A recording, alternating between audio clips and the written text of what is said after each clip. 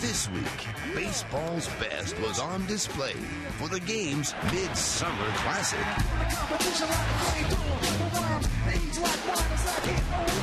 America's pastime celebrated its brightest night as Major League Baseball's All-Stars battled for dominance. Adrian Gonzalez, it is gone. But it was Prince and the National League who reigned supreme. Crushed. Wow, how about the power the other way by Prince Fielder? NL wins it 5-1. Today, the season's second half continues on Fox. 4 great games as division rivals face off on Fox Saturday Baseball. We've got all the action, and it starts right now. Welcome to the AT&T pregame show on Fox. AT&T Rethink Possible. Ideal day in New York City, where this weekend the Phillies will try to go 0-60 faster than any team in the bigs, as in 60 wins. They're just 2 W's shy of getting to that number. And today they'll lean on one of their 3 all-star starting pitchers, Cole Hamels, as he faces Daniel Murphy and the injury-riddled Mets. Hi, everybody, and welcome to Queens, New York. I am Chris Rose. We're in just a few minutes. The best team in all of baseball, the Philadelphia Phillies, will do battle with the New York Mets. It's one of 4 great interdivisional matchups we have coming your way here on Fox Saturday Baseball. Some of you will be shipped down to St. Petersburg, Florida, to check out the best team in the American League, Big Papi and the Boston Red Sox, who lead the East, but they fell to Ben Zobrist and his 5 RBI night with the Rays an evening ago. From Red Sox to Red Hot, Jared Weaver and the Halos, they've won 14 of 18. He leads baseball in all of ERA. The Angels face the A's and Trevor Cahill, an all-star a year ago. And speaking of all-stars, 2 of them are on display in Motown. The White Sox Paul Konerko and the Tigers Miguel Cabrera. They will go swing for swing. Among the early games, New York's other team, the Yankees, were involved in one north of the border, and CC Sabathia eyeing his Major League leading 14th win this afternoon, and he didn't have to deal with another all-star. Jose Bautista still out with that ailing ankle, and it showed. Eric Thames, check it if you want to. Mr. 3000, Derek Jeter. Not as grand as last Saturday, but it is useful. That makes it 4-1, but this was all about Sabathia this afternoon. 8 Ks in 8 innings, gave up just 1 run along the way. Just a few outs from being a final. The Yankees lead it 4-1. Trade deadline is 2 weeks from tomorrow, and for more information, we welcome in Ken Rosenthal, senior writer from FoxSports.com. And let's start with the Mets. They jettisoned K-Rod on Tuesday up to Milwaukee. Today, Carlos Beltran not in the starting lineup because of the flu. A lot of Mets fans are wondering how much longer he'll be in the lineup at all, Kenny. Chris, not that much longer. There is a robust market for Beltran right now, and the Mets are willing to pick up the majority of the remaining $6 million or so on his contract. What that means is they're looking for prospects, not financial relief. So, who's in? Well, start with the Giants, but also the Indians, the Tigers, the Red Sox, and 2 executives told me today that they've also heard of the Phillies' interest. The Phillies have indeed checked in, but they're also looking at the bullpen market with San Diego. Not Heath Bell, but Mike Adams. And the reason for that is that Mike Adams is under club control for 1 more year, and the Phillies are worried about losing Ryan Madson as a free agent. All right, Kenny, let's focus on the American League East. Brian Cashman of the Yankees, Theo Epstein in Boston, always active and busy this time of year. No different right now, I imagine. Absolutely not. But these things are very fluid right now with what their needs are. You look at the Red Sox. They keep saying that they don't need starting pitching, but Andrew Miller wasn't good last night. Lester and Buchholz remain on the DL. That could change in the final week, and they could look at someone like Hiroki Kuroda. The Yankees, too. Interesting situation there with Colon and Garcia not performing well out of the gates. Ubaldo Jimenez is out there, Chris. The Rockies are listening. Of course, the price would be really high. I don't get that from the Rockies standpoint. You're talking about a guy that's 27, 28 years old, doesn't make a lot of coin. Why wouldn't they want to hang on to him? They probably do, but they're at least going to dangle him out there and see what he can bring. If they get knocked out, he goes. Kenny, you're all over it as always. We'll continue to read your work on FoxSports.com and follow him on Twitter as well. Kenny's going to be on the Phillies side of things. I'll be with the Mets this afternoon. This is the game some of you will see. Others of you down to St. Pete for the Red Sox and the Rays. Others are off to Detroit to see the Sox and the Tigers, and the rest get the Angels and the A's. We'll get you out to your game next on Fox.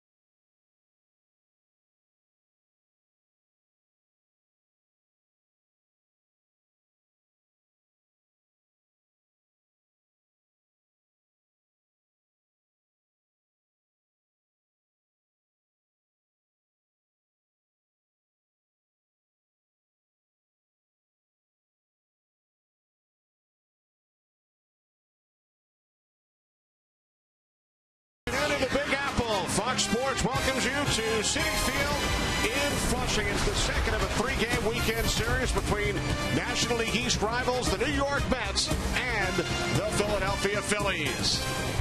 And good afternoon, everybody. I'm Kenny Albert. Welcome to Fox Saturday Baseball. Phillies won the series opener last night 7-2. They have the best record in the major leagues with 58 wins. On the other side, an important series for the Mets as they try and stay in the race. 8.5 out in the wild card. And today they will be without all-star outfielder Carlos Beltran due to a bout of the flu. And as I welcome in my partner Mark Grace, to make matters worse for the Mets, they must face 11-game winner Cole Hamels today. Yeah, Cole Hamels, one of the best left-handers in all of baseball. In his last 8 starts, he's got an ERA under 2. So the Mets are 12 back, and it's certainly not going to get easier for him here this afternoon. So the Mets try to bounce back. They've lost 3 in a row. Jose Reyes, terrific first half of the season. MVP-type numbers. He is on the disabled list as the Mets try and hang in there in the NL East. It's the Mets and the Phillies coming up next on Fox.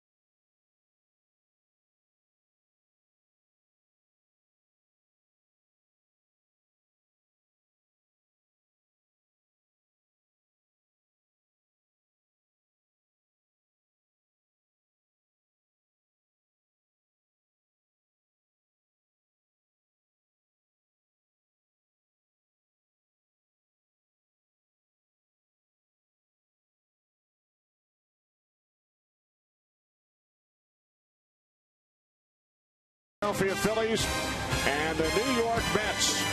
As the Mets take the field, the opening pitch will be brought to you by Budweiser. Great times are waiting. Grab some buds. Phillies tied a franchise record with 57 wins prior to the All-Star break. Phillies lineup today brought to you by Taco Bell. Think outside the bun. They come in with a record of 58 and 34. The shortstop, Jimmy Rollins, will lead off, followed by the center fielder, John Mayberry Jr. Chase Utley hits third. Ryan Howard in the cleanup spot. Then right fielder, Ben Francisco. Left fielder, Raul Ibanez. And the bottom of the order, Carlos Ruiz, Wilson Valdez, and the pitcher, Cole Hamels, as the Phillies get set to face 24-year-old left-hander Jonathan Nice for the 4th time this season. Nice 8-7. He is 1-2 against the Phillies. Both losses coming with Roy Halladay on the mound for the Phillies in those respective games. Yeah, that's a pretty tough draw if you're Jonathan Neese. But today, well, he gets a lot easier draw. Cole Hamels. Yes. So certainly Jonathan Neese saying, hey, Charlie Manuel, do me a favor and don't do me any.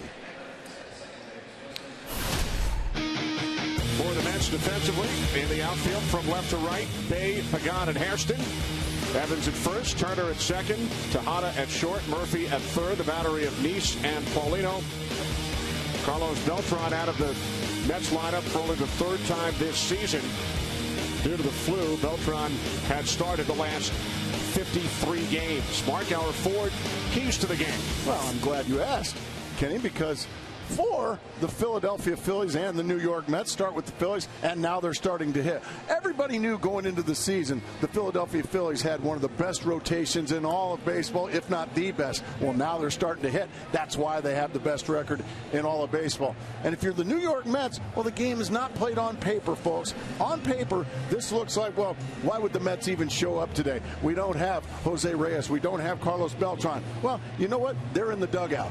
But you don't play the game on paper. You play it on the field, so you go out there and you do the best you can. Jose Reyes ran today for the fourth consecutive day. Plans to run the bases tomorrow. That is good news for the Mets as Jimmy Rollins gets set to step in against Jonathan Neese. Speaking of good news, Neese spent the All-Star break in the Bahamas with his girlfriend Leah. And Jonathan proposed to Leah while swimming with dolphins down in the Bahamas earlier this week. Wow. I guess Flipper makes you pop the question, huh? Well, good for them. And hopefully she said yes. She did say yes. Good. So the newly engaged Jonathan Neese delivers first pitch of the game, and it's in for strike one to Jimmy Rollins. Rollins, Mayberry, and Utley for the Phillies.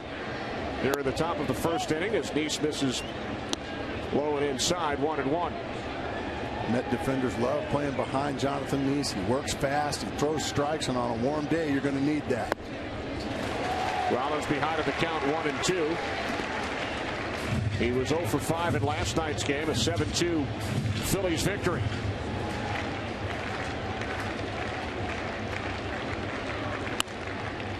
On the ground to the third baseman, Daniel Murphy. Across to Nick Evans, and Rollins is retired.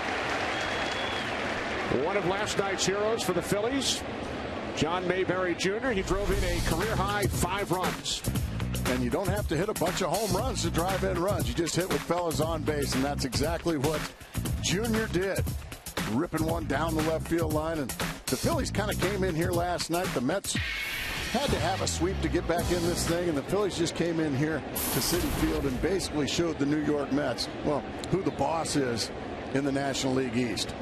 You see Mayberry with 24 runs batted in, 9 in the last 2 games. In the final game prior to the All-Star break on Sunday against Atlanta, he set a new career high with 4 runs batted in and then drove in 5 here last night. I guess you could say, well, the Phillies are starting to hit. Well, John Mayberry is starting to hit. My goodness. In the last 3 games, Mayberry 6 for 14. Chase Utley waiting on deck. Phillies have scored 21 runs in their last 2 games combined, 14 on Sunday and 7 last night. Here's the 0-2 from Neese, just missing inside. Now 1-2.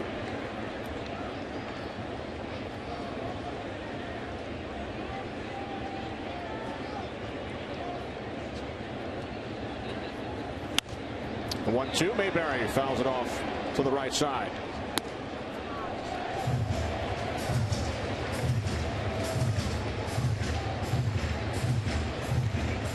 One out, top of the first inning. John Mayberry Jr. in his 3rd stint with the Phillies this season.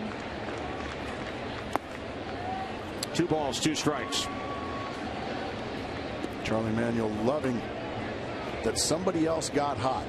Well, Ryan Howard, we know about him. Chase Utley finally back. He's starting to swing the bat well. Raul Ibanez is starting to get hot as well.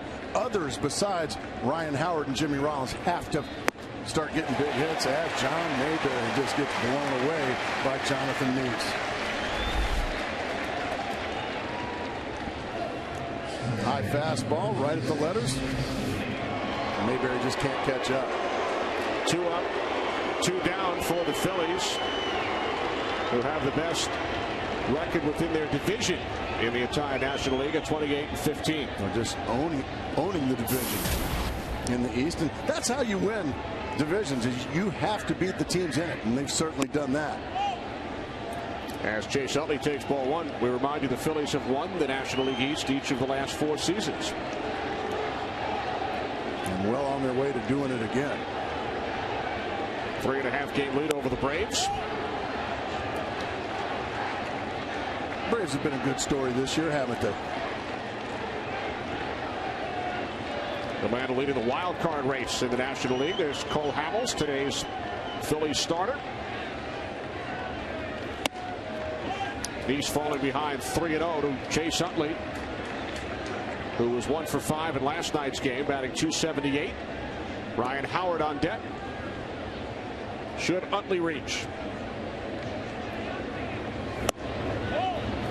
Utley walks on 4 pitches. Phillies have their first base runner.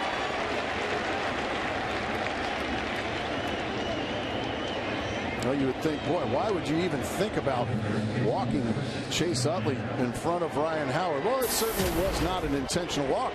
But Ryan Howard, of those 18 home runs he's got this year, 0 against left-handed pitching this year, which is shocking to me.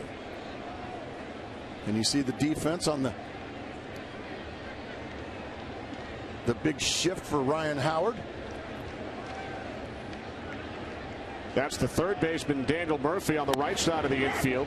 The shortstop, Tejada, remaining at the shortstop position due to his range. And there are those numbers, Mark. No home runs against lefties this year. He hit 13 off left-handed pitchers last season. Yeah, that certainly goes against his career. He has handled lefties very well over the years. Now, mind you, he's still sitting on 72 RBIs this year, so he's doing something right. Second in the National League, 1 behind All-Star Game MVP Prince Fielder. The 0-2, and Howard strikes out on 3 pitches. Second strikeout for Nice. Utley stranded on first. Middle of the first. Mets coming up.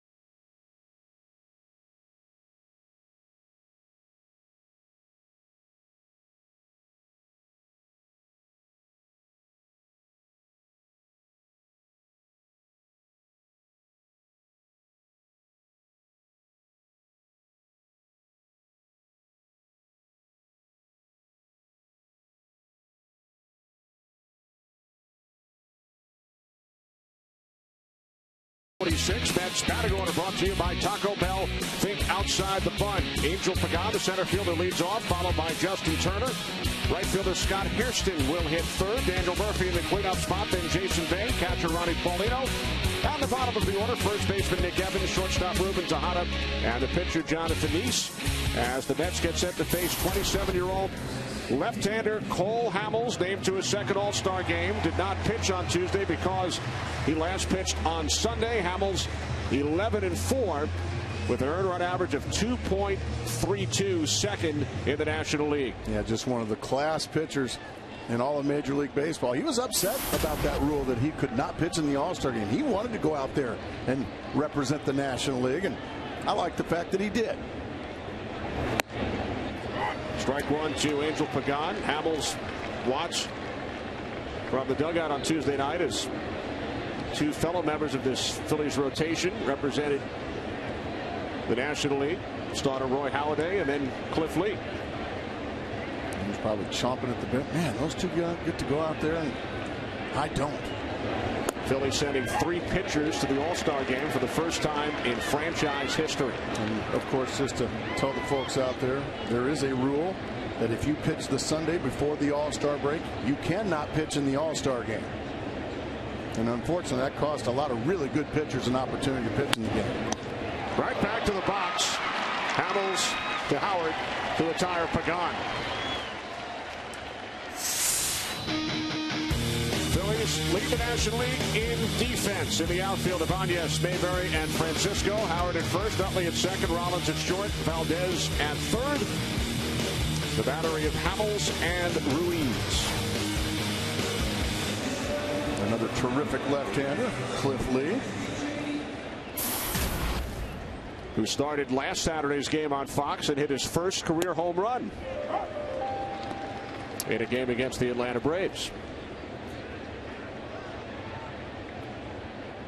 Pitchers love to hit.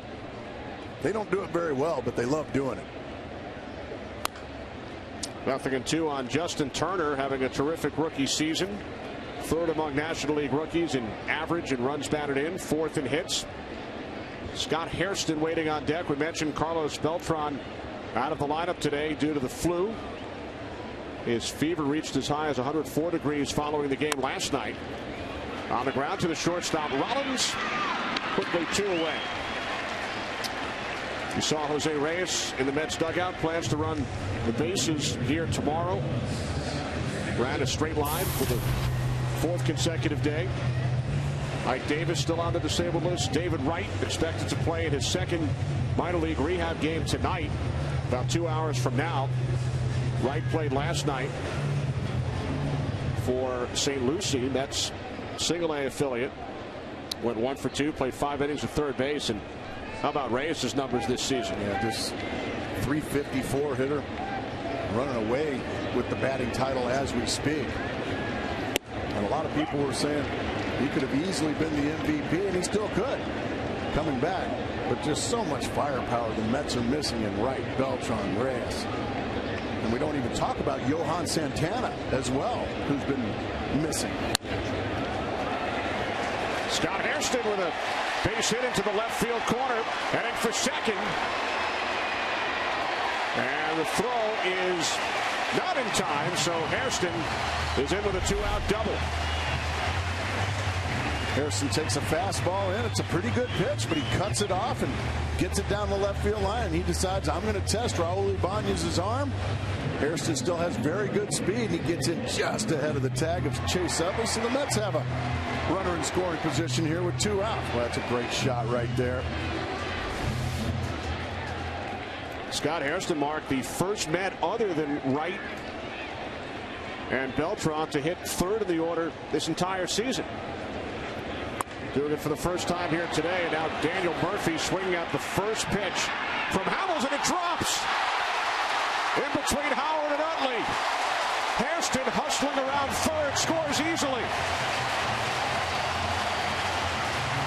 You rarely see plays like that from teams with the best record in baseball. I got it, I got it, I got it. Oh, no!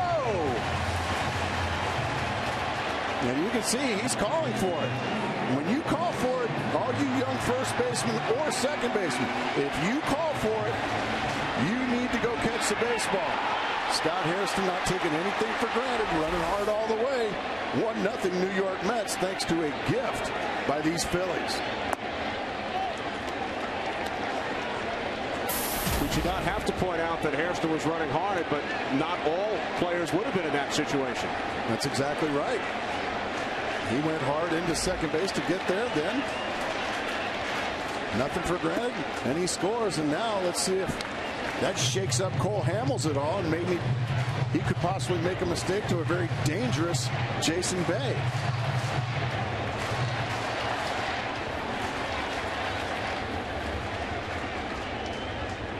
Now the 2-0 from Hamels. Swing and a miss. Now 2-1.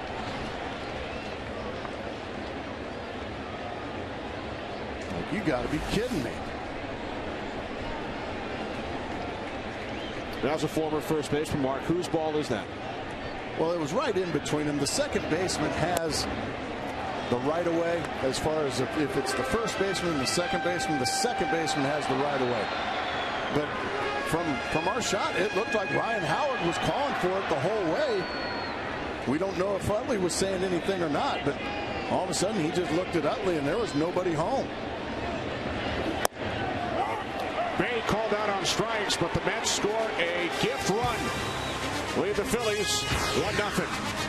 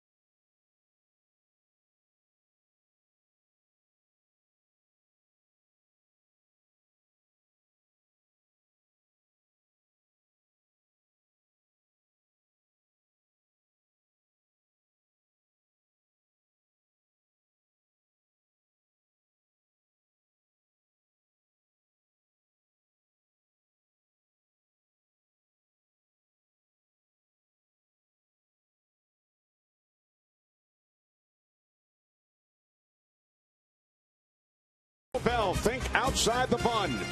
By DirecTV, now NFL Sunday Ticket is included at no extra charge. And by Gillette Fusion Pro Glide, turn shaving into gliding and skeptics into believers. Back at Citi Field, we head to the second inning. Mets leading the Phillies 1-0. Daniel Murphy driving in Scott Hairston from second on a pop-up to the right side that dropped between the first baseman Ryan Howard and the second baseman Chase Utley. Now Ben Francisco leads off for the Phillies against Jonathan Neese here in the top of the second inning. Francisco batting .230, 1 for 7 lifetime against Neese. And we talked about the Mets injuries. Phillies without a couple of regulars, Shane Victorino and Placido Polanco, both on the disabled list. Both all-stars traveled out to Phoenix, despite the fact that neither played in the game. Both represented the Phillies during the all-star introductions on Tuesday night. That's a long way to travel to go tip your cap, but good to those guys that did it. There were others, of course, who received criticism for not heading out to Phoenix to tip their cap to the fans. Derek Jeter, of course, elected as the starting shortstop in the American League, did not go. As Francisco grounds out to the second baseman Turner, one away.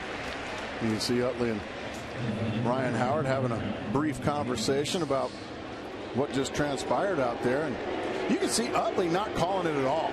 Ryan Howard, as much as I will always have the back of a first baseman, that one's on Ryan Howard. He was calling for it. Utley you could see what he was backing off.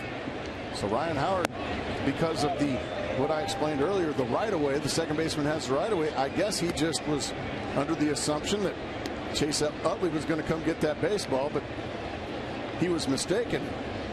Back in my days when I was playing, that would have been my ball, because Ryan Sandberg, the Hall of Fame fabulous second baseman for all those years with the Chicago Cubs, Rhino didn't really like pop-ups very much. Is that right? Early in Rhino's career, he went out in the shallow right field as that one's hit to center field. A blast off the bat of Raul Ibanez, and it is caught on the warning track by Angel Pagan. Early in Ryan Sandberg's career, he went out in the short right field to chase a little Texas leaguer, and well, he got hit by a bulldozer named Keith Moreland. And Cub fans certainly remember Keith Moreland. Ever since that day, Rhino was a little uncomfortable on those pop-ups. So a ball like that, Sean Dunston, the shortstop, and myself, we had all the pop-ups at Wrigley Field for a good 8 years there. But we knew that. Ryan Sandberg, of course, now manages the Phillies AAA affiliate. Doing a great job. Carlos Ruiz, center field. Again, it's Pagan. And the Phillies are retired in order on 10 pitches by Jonathan East in the second inning.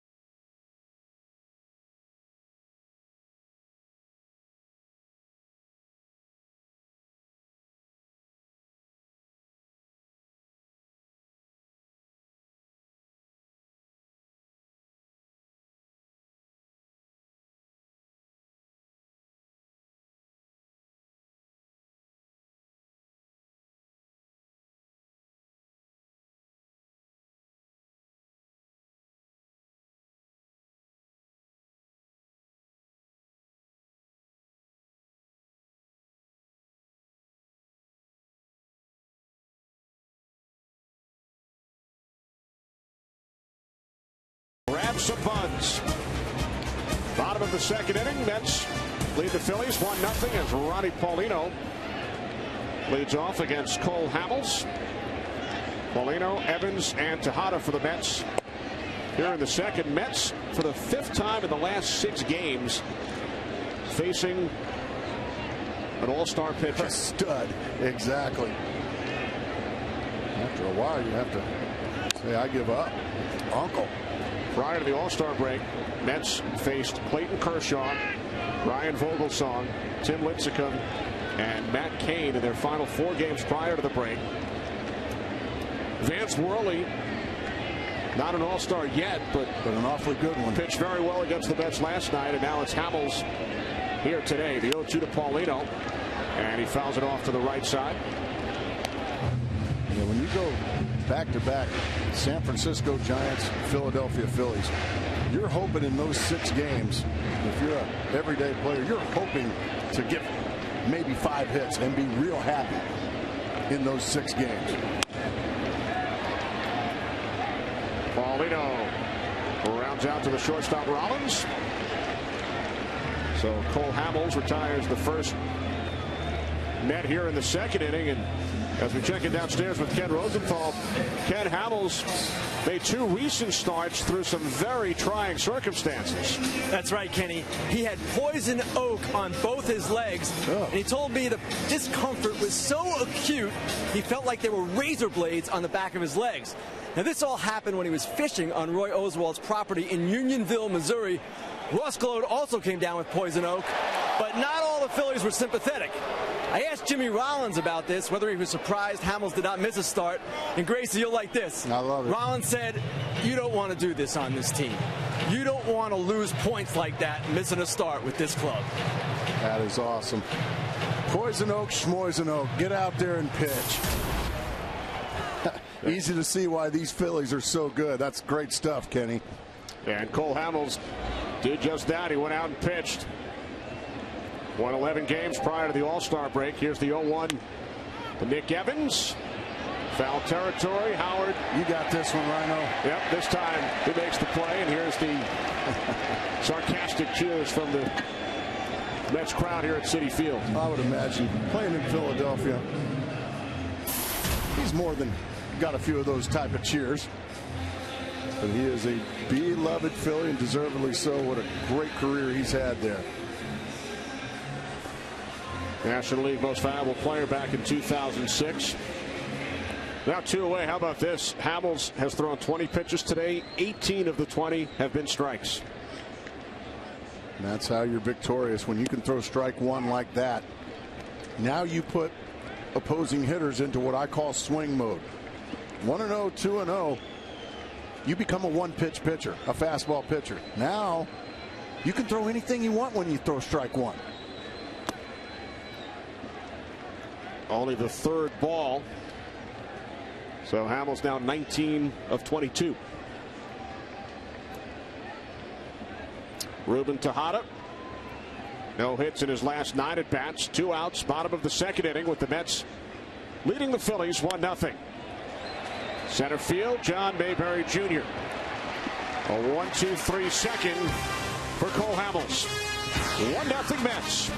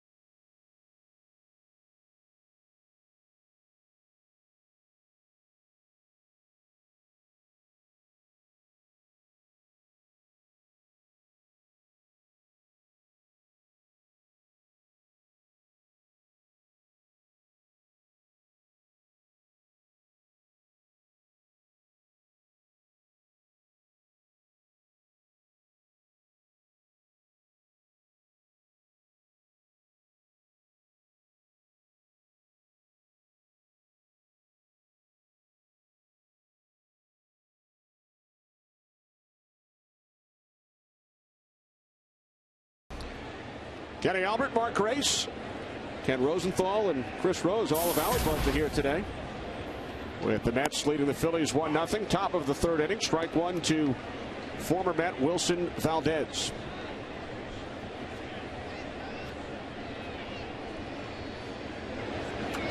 Valdez played in 41 games for the Mets 2 seasons ago.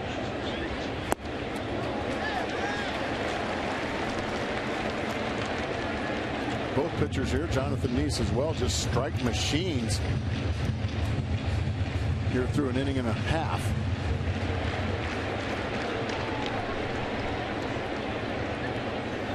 No 2 from Neese. Fastball missing inside. Now 1-2.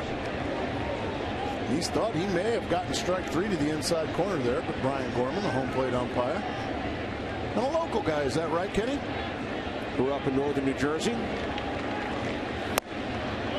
Now 2-2. Gorman behind the plate. He's the crew chief.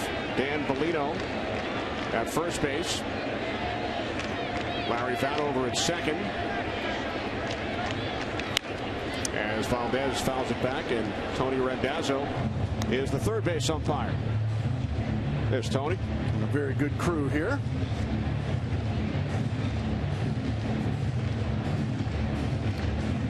Brian Gorman now in his 19th season. His dad Tom, a long-time Major League umpire. Valdez strikes out. Third strikeout for Jonathan East. Time for a DirecTV game break. Downstairs to Chris Rose. Cubs and Marlins, look out for Mike Stanton, his 19th of the year. Look where that one's going to right center. And then an inning later, both of those off of Carlos Zambrano, his third career multi-homer game. No Gatorade cooler is safe in that dugout. Marlins win it 13-3. Remember to see every baseball game, the most in HD, guys. It's 1-800-DIRECTV.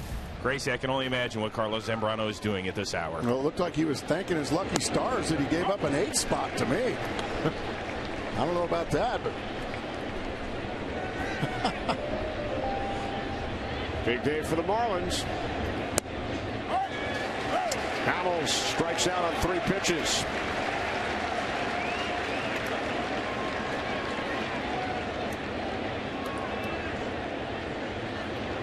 Neese has retired 6 in a row after allowing the 2-out walk to Utley back in the first inning. As the crowd welcomes Jimmy Rollins to the plate. No, he's kind of been public enemy #1 here ever since, what was it, at least 4 or 5 years ago, when he claimed that the Phillies were the team to beat. And Mets fans didn't take too kindly to that, but I guess at the end of the day, Jimmy Rollins was right, wasn't he? He was. Mets won the division in 06. And then in both 07 and 08, Mets blew big leads in September. Phillies won the NL East both years. Again in 2009 and last season.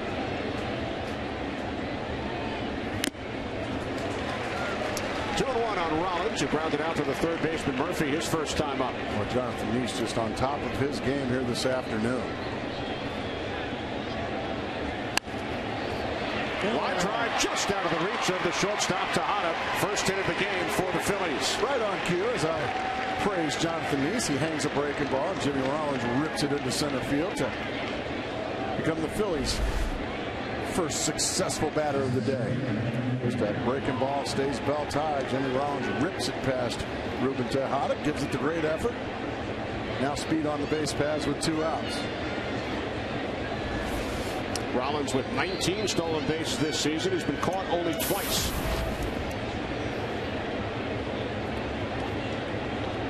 John Mayberry Jr. struck out his first time up after driving in 5 runs last night. First pitch, broken bat, 1 hopper, bounces away from Tejada. Everybody's safe.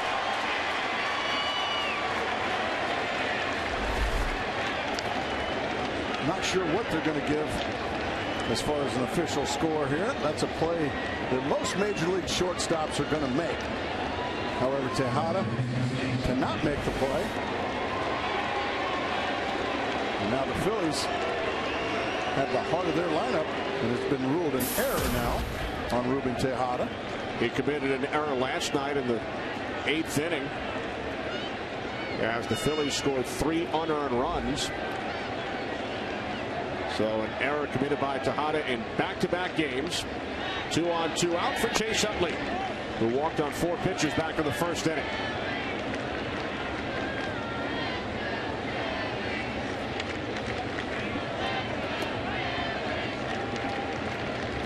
Phillies threatening here in the third after Nice retired the first 2 of the order. Rollins with a base hit. And then Mayberry Jr. reaching on the error.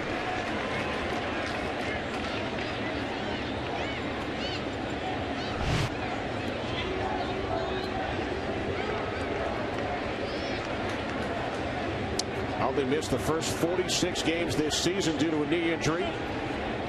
Phillies 14 games over the 500 mark since his return. And they were good without Chase Utley.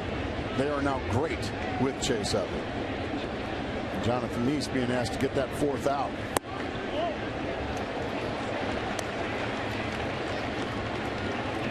Here's Rollins, the runner on second. Mayberry over at first.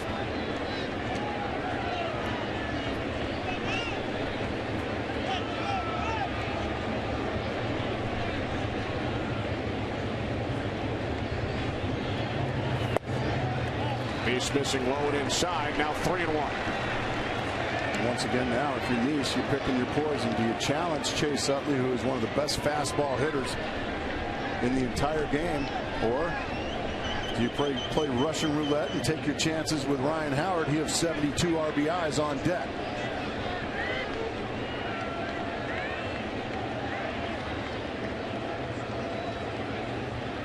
The 3-1 ground ball to the second baseman Turner. So the Mets are out of the inning as the Phillies strand 2 in the third.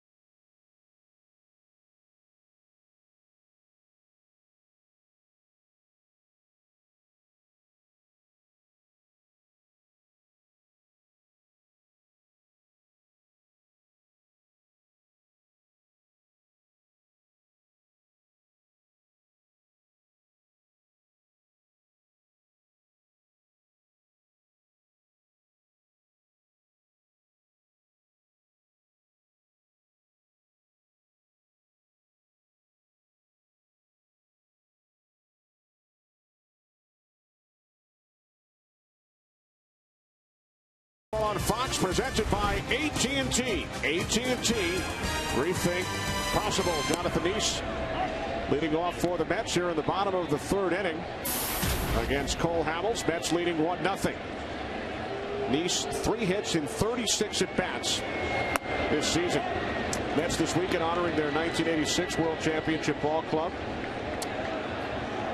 A number of players from 86 are here at Citi Field this weekend. In fact, today is 1986 25th anniversary cap day Jonathan Nice was born at 7:47 a.m. on October 27th, 1986. That night, the Mets won Game 7 against the Red Sox. Irony. Well, what a great team that was, the '86 Mets. Talent-wise, it's tough to say there was any better. Doc Gooden and Darryl Strawberry were here last night, along with shortstop Rafael Santana, sure, among others. Payoff pitch to Nice, and he fouls it off to the left side.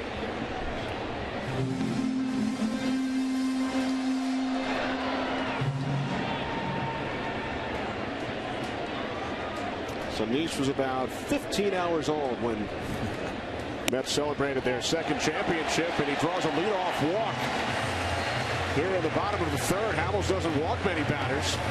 He's third of the league in fewest walks per 9 innings. Nice shouldn't be walking pitchers. No, Nice heads down to first. Well, baseball greats are coming together to kick off the Pepsi Max Field of Dreams promotion, where you and your friends can win a chance to play ball with Major League legends. Visit Pepsi Max Field of Dreams online to enter today. Remember, if you build it, they will come. Here's Angel Pagan, who bounced back to the pitcher Hamels his first time up. Just to show you the mistake, or tell you the mistake that Hamels just made.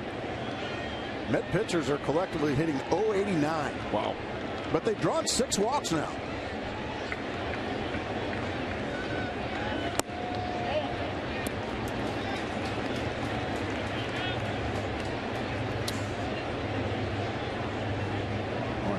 That's as good as it gets right there. 9 out of 10 first pitch strikes. Facing Pagan, who is 0 for his last 16. Fastball catching the inside corner, now 1-2. Pretty generous inside corner there from Brian Gorman, the home plate umpire and crew chief. Pagan, none too happy with it either. Of course, I'm a former hitter. Everything's got to be a ball. The next pitch is now 2-2.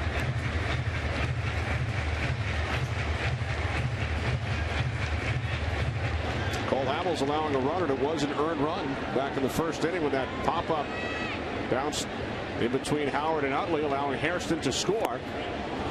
And now Pagan reaching for it becomes strikeout victim number 2. Beautiful changeup. Cole Hamels has one of the best changeups in all of baseball. And after that fastball in to Pagan that was called a strike, they figured he had to protect against another one, but Hamels threw him a beautiful changeup. So with one away, here's Justin Turner, grounded out to the shortstop Rollins his first time up. Turner, the National League Rookie of the Month back in May.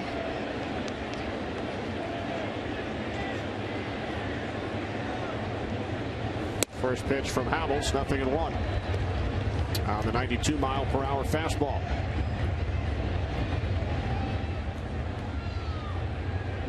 Scott Hairston, who scored the game's only run, waiting on deck.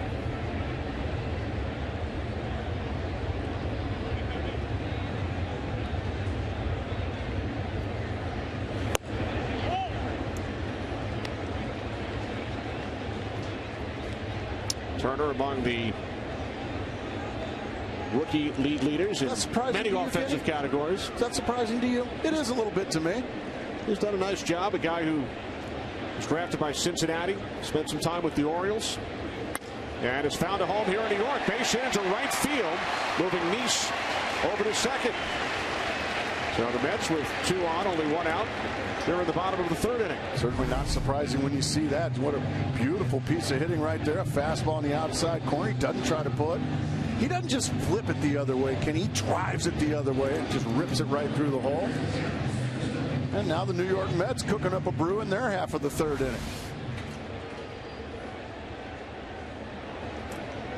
Runners on first and second for Scott Hairston. If you joined us late, Hairston in the starting lineup today because Carlos Beltran is under the weather. And Hairston scored the game's first run after he doubled into the left field corner. Hustled into second to beat the throw from Ibanez. And then he scored from second on that pop-up, which dropped in between the first and second baseman. Ruiz can't find it. Now fires down to second. Nice gets back in. Well, sometimes Ruiz will get credit for the block, but Brian Gorman probably should get the credit for the block there. The assist goes to Gorman. That's exactly right. I don't know if they give umpires any blocking statistics, but that was terrific form there by Brian Gorman. Outstanding.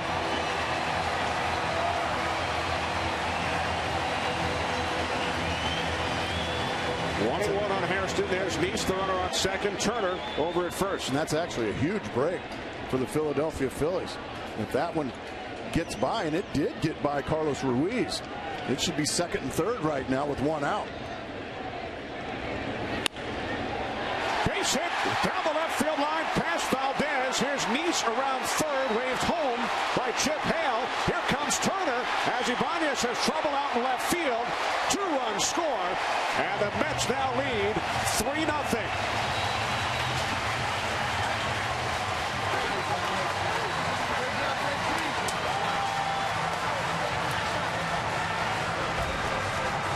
Well, sometimes it's that guy that's not expected to play that ends up having a big day. Carlos Beltran is too sick to play baseball today. So what does Terry Collins do? He writes into the lineup and into the third spot in the batting order, Scott Hairston. Well, Scott Hairston has now scored a run and driven in two. Hairston a factor in all three Mets runs. His second double of the game. And the Mets lead 3-0. Murphy fouls it off, 0-2.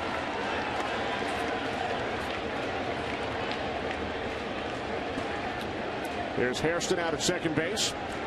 Murphy hit the pop-up back in the first inning that dropped in between Howard and Utley. And Wilson was just handcuffed by that line shot off the bat of Hairston. Ground ball to the right side. Howard takes it to the bag himself as Hairston advances over to third.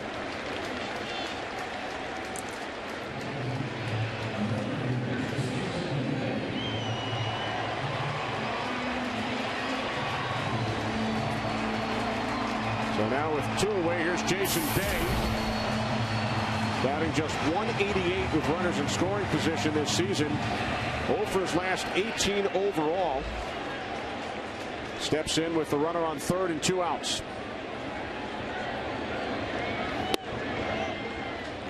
So Cole Hamels coming into this game second in the National League. Earned run average of 2.32, has allowed 3 runs over the first 3 innings. Here in the third, he walks the leadoff man, the opposing pitcher, Jonathan Nice, who came around to score.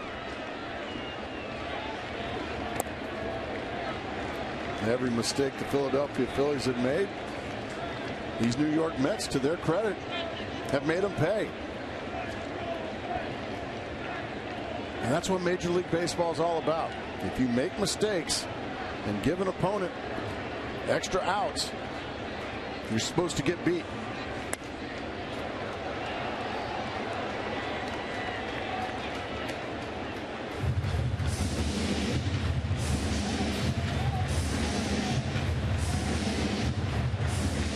Jason Day, the 3-time All-Star, going through yet another tough stretch. No hits in his last 18 at-bats. Here's the 2-1 from Hamels, missing away, ball 3.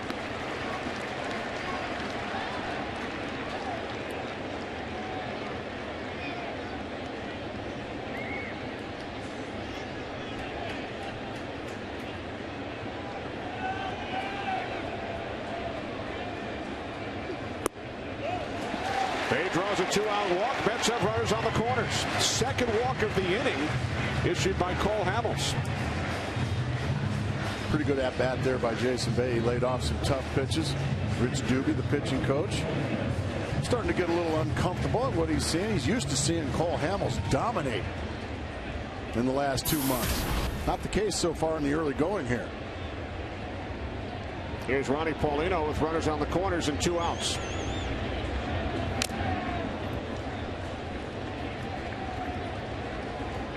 Cole Hamels marked his career against the Mets just 3-9 in 15 starts. He does not enjoy the Metropolitans. Has already thrown 27 pitches here in the 3rd inning. Missing inside to Paulino, 1-1. He's just been a little off this inning for some reason or another. Maybe his mechanics are slightly flawed, but you mentioned a couple of walks already, including a leadoff walk to the opposing pitcher, Jonathan Neese. He just hasn't had the command that he usually brings to the mound. And you got Paulino to chase one up out of the zone. I mean, this is just a belly button high breaking ball that usually gets hit a long, long way, but Paulino swung right through it.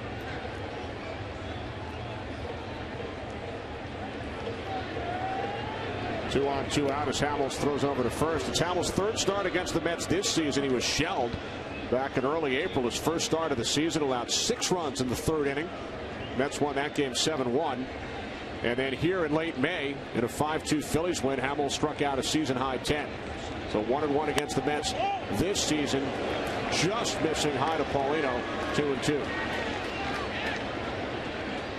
As you said, he just missed. It might have been a little bit high. It might have been a little bit outside. What do you think at home, folks?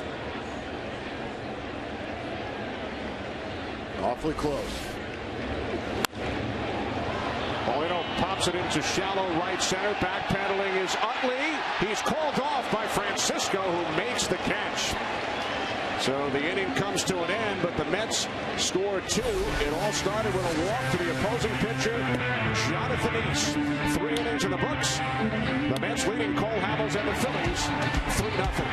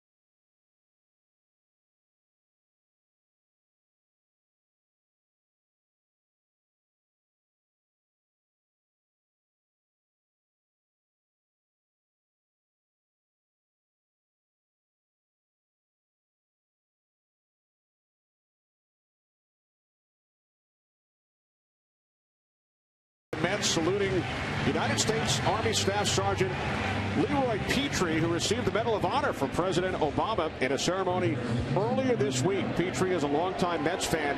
He saved members of his 75th Ranger Regiment unit with his heroic actions in Afghanistan back in May of 2008. He was shot in both legs during combat. Despite his injuries, maneuvered his body towards an enemy hand grenade and threw it away from his fellow Rangers. His actions saved the lives of his fellow comrades and allowed the completion of the mission. Man, what a hearty thank you we owe him and all our servicemen and women braving the storms over there.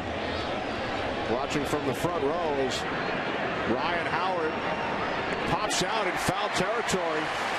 The shortstop Tejada with the Mets deploying the shift once again. Tejada makes the catch in foul territory for out number 1.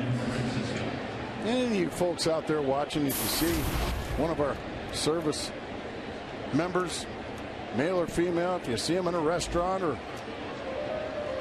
anywhere, stop and say hello. Maybe shake their hand. Buy them a beverage. Strike 1 to Ben Francisco, and Mets do a terrific job. They salute a veteran of the game during each home game here at Citi Field to help build awareness of the Welcome Back Veterans Program. Good for the New York Mets. Great stuff. Mets leading the Phillies today 3-0. One out, top of the 4th inning. Now 1-2 on Francisco.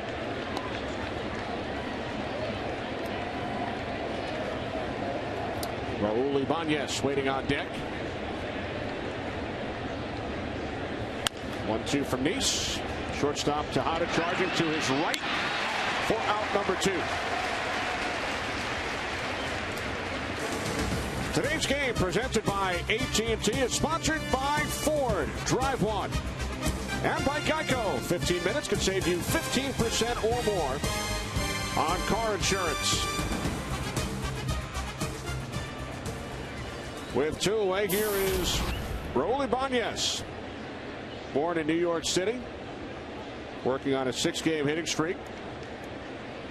Hit his 4th home run in the last 6 games last night. During that 6-game stretch, Mark, Ibanez has driven in 14 runs. Well, they've been waiting all year long for this man to get hot, and he has. Probably bangs one into center field for a base hit. Here with 2 outs in the top of the 4th. Second hit of the game for the Phillies. A 2-out single off the bat of Ibanez. Well, next week on Fox Saturday Baseball, these Phillies host the San Diego Padres. Some of you will see the Braves and the Reds. Next week's telecast of Fox Saturday Baseball presented by AT&T begins at 4 Eastern, 1 Pacific. Check local listings for the game and start time in your area. Carlos Ruiz takes a called strike. 0-1. Terrific feature in this week's Sports Illustrated on Ruiz, written by Gary Smith, documenting his journey from Panama up through the minor leagues. Finally made his major league debut at the age of 27. Brad Leach refers to Ruiz as the heart and soul of the Philadelphia Phillies. That's pretty interesting. You would think it would be Ryan Howard, Chase Utley, maybe a Cole Hamels, a guy that's been there a long time as well.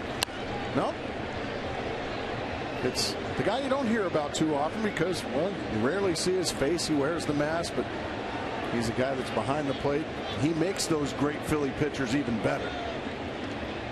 He has a great relationship with each of the pitchers on the Phillies staff. Ruiz grounds out to Tejada. Middle of the 4th here at Citi Field. Mets leading by 3.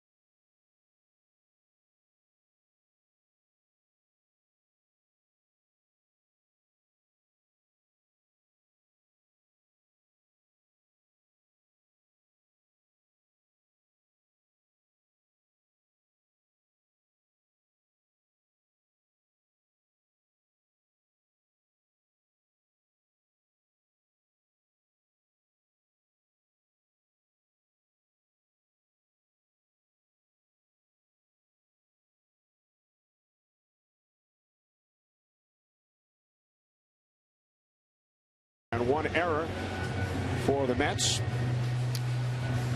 as Cole Hamels will face the bottom of the Mets order. Here in the bottom of the fourth inning, Hamels has already allowed the 3 earned runs. That breaks a streak. He had gone 9 consecutive starts, allowing 2 or fewer earned runs. That's how hot he has been. And that's why, as we said earlier in the game, this game's not played on paper. It's played on dirt and grass. And these Mets are overcoming probably a lot of odds makers today. Nick Evans fouled out to Ryan Howard his first time up. A Met team without Carlos Beltran, without David Wright, without Jose Reyes, without Ike Davis. Lead the Phillies today 3-0, bottom of the fourth inning.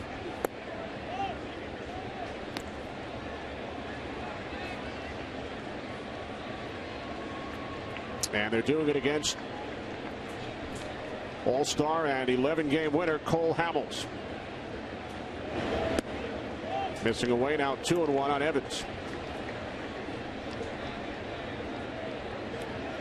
Ruben Tejada waiting on deck. Then John Neese, who got things started in the third inning with a leadoff walk, came around to score the Mets' second run.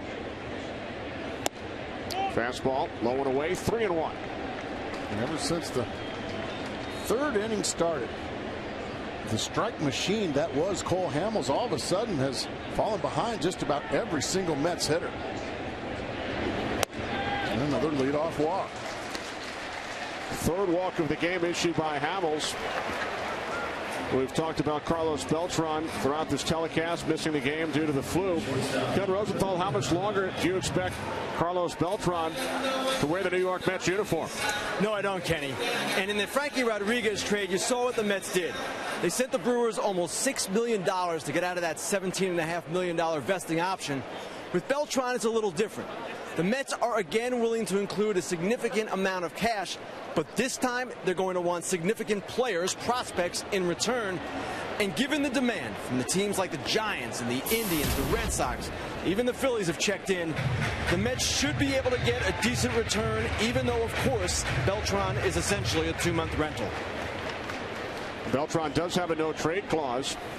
He said yesterday, I'm going to listen to the proposals they make. If they bring any to me, if it makes sense for me, we'll move forward. Yep, that's fine. And if it doesn't make sense, I'm not going to make the decision to leave.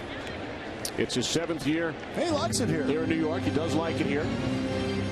But will become a free agent following this 2011 season, as will Jose Reyes. Man. Tough decisions.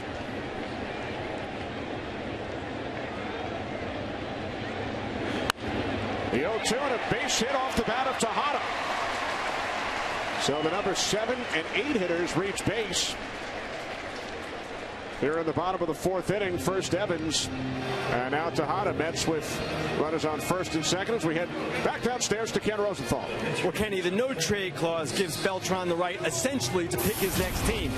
And you remember the last time he was a free agent, he went nuts with the Astros. He was in the showcase, the playoffs, did a great job, and of course got himself the big deal with the Mets. It's the same idea this time. He's going to want to go to some place where he'll have a chance to go to the postseason, preferably a hitter-friendly park. And the Mets do have to trade him, guys, because keep in mind, they can't offer him salary arbitration with his contract. They won't get draft picks back. Beautiful bunt laid down by Neese, moving the runners over to second and third. And how about the postseason Beltran had back in 2004 when he tied a major league record with 8 postseason home runs for the Houston Astros. Yeah, it was something special to watch. Carlos Beltran was a one-man gang as the Houston Astros went all the way to the World Series before they were swept out by the Chicago White Sox. But man, what a special run he had in that postseason. And inside with the Mets, here's Angel Pagan with runners on second and third. First pitch, he lines out to Ibanez. Here comes Evans. He scores. And the Mets lead 4-0. Sacrifice fly, 28th run batted in of the season for Angel Pagan. No, just good professional hitting. He takes a changeup that's up in the zone. And that's going to go as a sacrifice fly. It's really a sacrifice line drive out to left field. Evans scores easily, and these New York Mets just continue to pound away on Cole Hamels and the Philadelphia Phillies here this afternoon. Now 4-0 Mets. So for the second consecutive inning, a leadoff walk issued by Hamels, and Nice in the third, Evans here in the fourth. Both come around to score.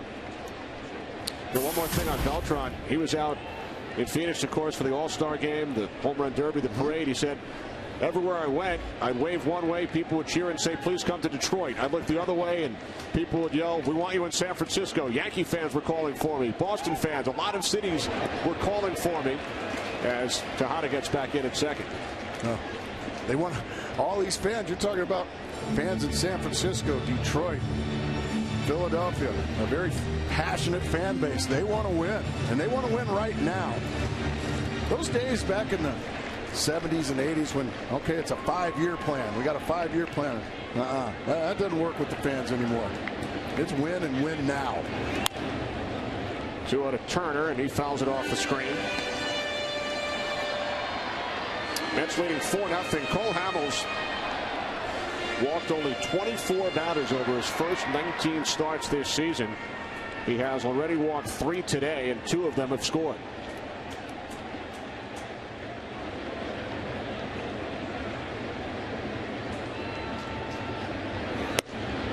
Fastball missing high and tight. Now 3-1 to Turner.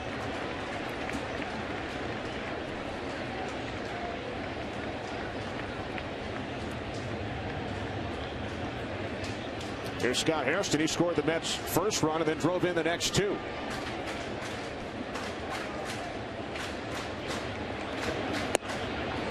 Fourth walk issued by Hamels today. A very mysterious late afternoon for one Cole Hamels. You see Rich Doobie just charting all the pitches. He's going to just trust his left-hander to get out of this, but he's dealing now with a guy that's been all over him all day long. Scott Hairston with a double and with a pair of doubles. I apologize. The 4 walks issued by Hamels mark a season high. His career high is 5. 3 times he has walked 5 in a game. Has not done it since June of 2007 against these New York Mets. Scott Hairston now with a chance to really put the Phillies in an uphill climb. And you're already down 4. Scott Hairston's got a chance to blow you out here. How about Hamels' career numbers in New York at 3 different stadiums? Shea, Yankee Stadium, and Citi Field. Only 1 career win in 9 starts in New York. He'd rather just stay about 2 hours south of here. That's the breaking ball, the curveball. You can see Scott Hairston missed that one by about 8 feet. So Hairston behind in the count, 0-2. He doubled in the first, doubled again in the third. Tejada and Turner, the base runners. 0-2 from Hamels, and he strikes out Hairston to end the inning, but the Mets score another run, now lead the Phils 4-0.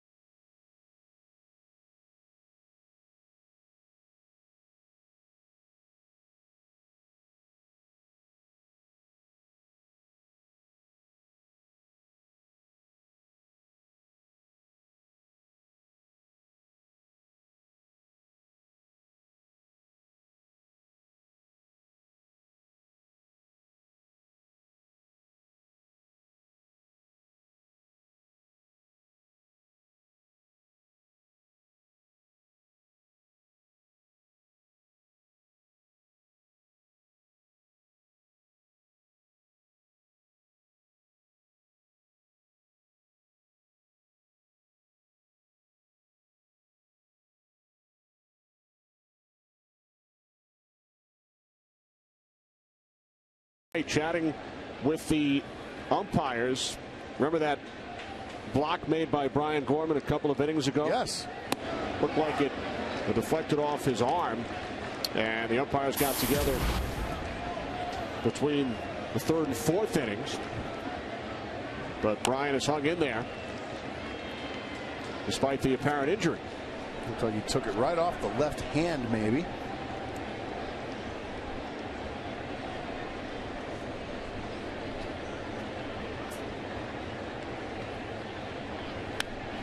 Valdez gets a piece of it. Brian Gorman's tough. He'll be just fine. It looked like he got his left hand. And you can see there's some big time swelling on the back of his hand there. My goodness.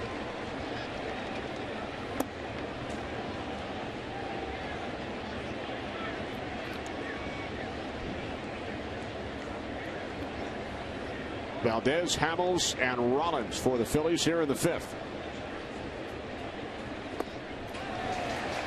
Valdez down on strikes. Fifth strikeout for Nice. We take you back to that Scott Hairston at bat in the bottom of the third inning. Let's listen.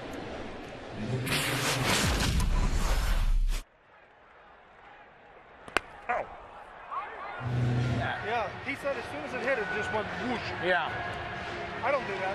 Well, it might have hit a like a burst effect. You know, you have burst effects in your elbows. They pop up. Chip Hale, Mets third base coach, wearing a microphone for us today, chatting about it with the third base umpire, Tony Randazzo. You could see Brian Gorman's hand. I mean, swollen up big time. And that's taking a shot right there. You see the seams.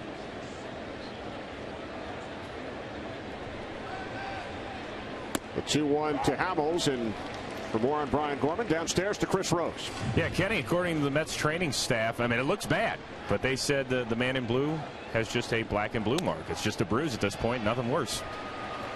Thanks, Chris. Hamels grounds out to the third baseman Murphy for out number 2. And you can see those seams. That middle knuckle purple. And he took a pretty good shot. There's nothing to protect the back of your hand. There's a lot of small bones in there.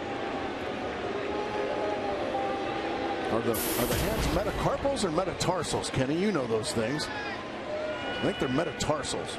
We'll have our statistician Marty Aronoff look that one up. Here's Jimmy Rollins. So I'm told the metacarpals are in your hands. Yes. I've heard of carpal tunnel syndrome. Yes.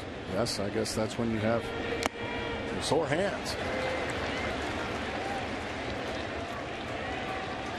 It may have broken one of his phalanges. But it did help the Phillies. Rollins with his second base hit. Jimmy Rollins with 2 of the 3 Phillies hits today.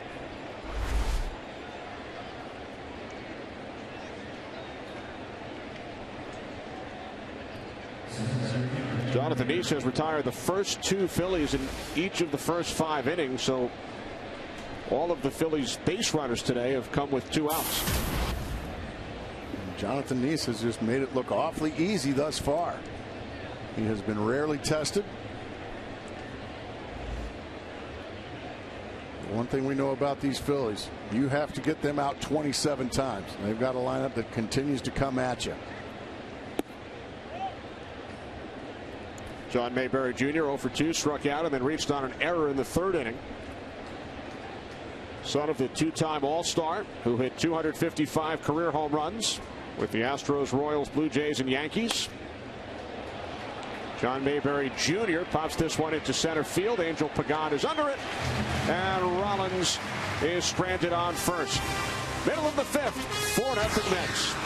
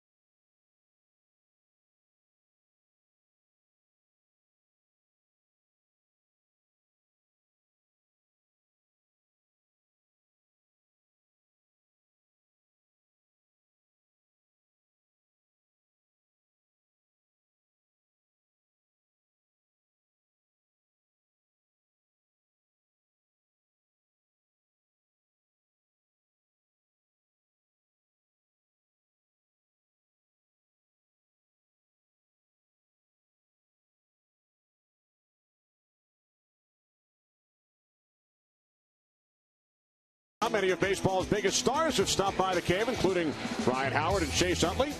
Check out all the videos. See who will visit the cave next. Follow MLB Fan Cave on Twitter and like the MLB Fan Cave page on Facebook. 3 Phillies announcers are at the Fan Cave watching as we speak. This game as we speak. Tom McCarthy, Gary Matthews Sr., and Larry Anderson, along with Tom's son Tommy. 3 of the best in the business. Enjoying the action today, along with the guys in the Fan Cave, Ryan Wagner and Mike O'Hara. And congratulations to Tom McCarthy, former broadcaster with the Mets as well. He was inducted this past Thursday into the Trenton Baseball Hall of Fame in Trenton, New Jersey. Well, congratulations, Mr. McCarthy. Well deserved. Former PR director, broadcaster, and assistant general manager with the Trenton Thunder back in the 90s. So hope you guys are enjoying the action from the MLB Fan Cave today. I got to meet the 2 fellas from the Fan Cave out at the All-Star game in Arizona. They hosted a party out at the swimming pool at Chase Field. You spent a lot of time out at that pool. I did. Probably a little too much. Daniel Murphy crushes this one. Deep right field.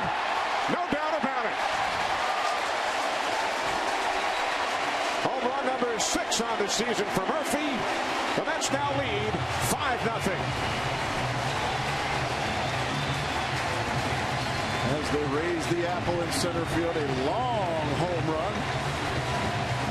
Off the bat of Daniel Murphy, a fastball inside that he just clobbers to right center field. It's a big ballpark, but when you get a fastball in, boy, what a good swing he put on it. Head straight down, way out of here into the bullpen area. And Cole Hamels having a very rare off day here in New York. Jason Bay with a base hit into left center, ending his 0 for 18 stretch. Mark, I think Daniel Murphy was inspired by the ball he asked you to sign in the Mets clubhouse when we were meeting with manager Terry Collins earlier today. That was a very humbling gesture on his part. I would have had to hit a ball twice to hit one that far, though, Kenny. That was David Herndon up in the Phillies pen. 5-0 lead for the Mets. Still nobody out as Hamels throws over. So Cole Hamels, coming off a trip to the All-Star game, did not pitch, suffering through a tough afternoon. Yeah, so far it just seems he hasn't had his command so far today, Kenny. It looks like early in the game he was tough, and then all of a sudden he seemed to have lost his rhythm a little bit. He's been falling behind New York Met hitters, and his strikes that he is throwing right now are up in the zone and very hittable.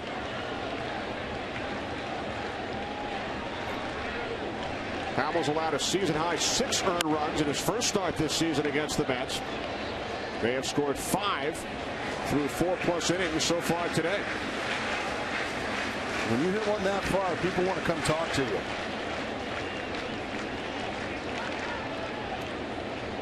Second hit today for Murphy. He's driven in 2 runs.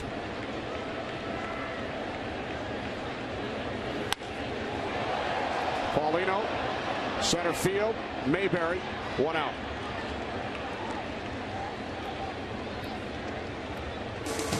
Fox Saturday Baseball is sponsored by AT&T. Rethink possible. 1 out, bottom of the 5th inning. Mets 5, Phillies nothing. And you mentioned during your keys to the game is not played on paper. Mets, as we've talked about ad nauseum throughout the broadcast, without 4 key players, plus Johan Santana, who will most likely miss the entire season. And without those guys, Beltran, Wright, Reyes, and Davis, the 8 position players in the Mets starting lineup today have hit a combined 23 home runs this season, including the blast off the bat of Murphy moments ago. Runner goes. The throw down to second is not in time, and Jason Bay has his 9th steal in 10 tries this season. Caught Hamels napping right there. He paid 0 attention to Jason Bay, who runs very well for a big guy. Gets in there rather easily. That's something we talked about before the game. Hamels has now allowed 13 stolen bases this season when he's been on the mound. The Mets have 10 of the 13. Well, I think Terry Collins understands just how talented this left-hander is, as that one's ripped to right. And it is over the head of Francisco. Bay will score easily. On his way to third is Nick Evans. An RBI triple for Evans. 6-0 Mets.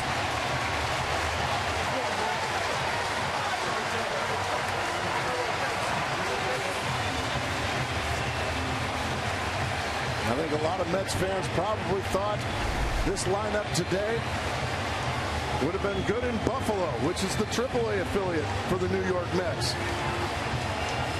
But just ask Cole Hamels as Charlie Manuel is on his way out to the mound to make a change.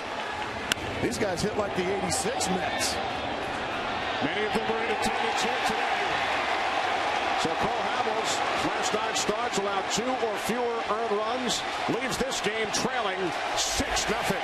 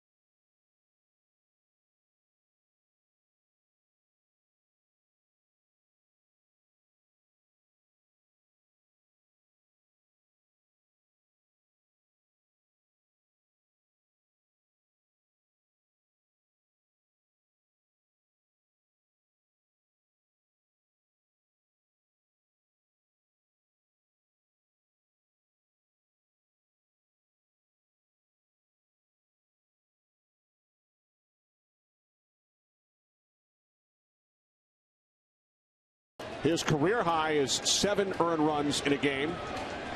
5 different occasions. Replaced by the 25-year-old right-hander David Herndon, with Ruben Tejada at the plate. First pitch, base hit center field. Evans scores, and the Mets now lead 7-0. And that is a career high. It was no longer out of your mouth. And now you can shut the book on Cole Hamels, who gives up a career high 7 earned runs here in the Big Apple. In his first start following the All-Star break, he was tremendous in his last start Sunday against Atlanta, allowing 1 earned run in 8 innings. Gives up 7 earned runs today. For Ruben Tejada, his second base hit, drives in his 19th run of the year.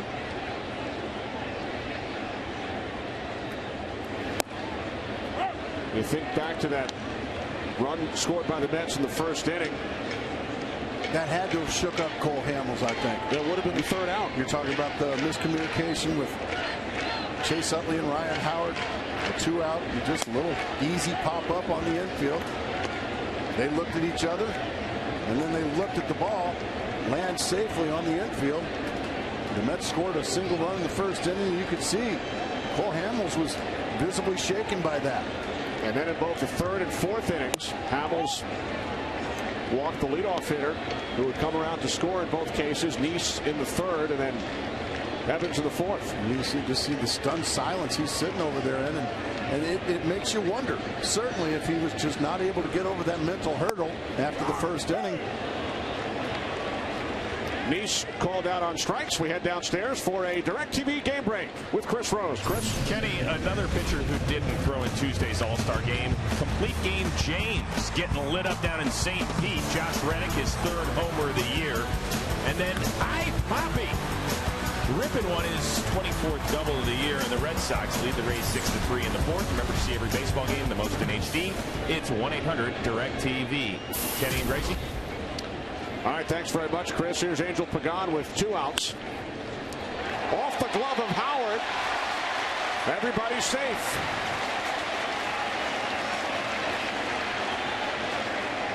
Terrific effort there by Ryan Howard, but the big fella just can't snare it.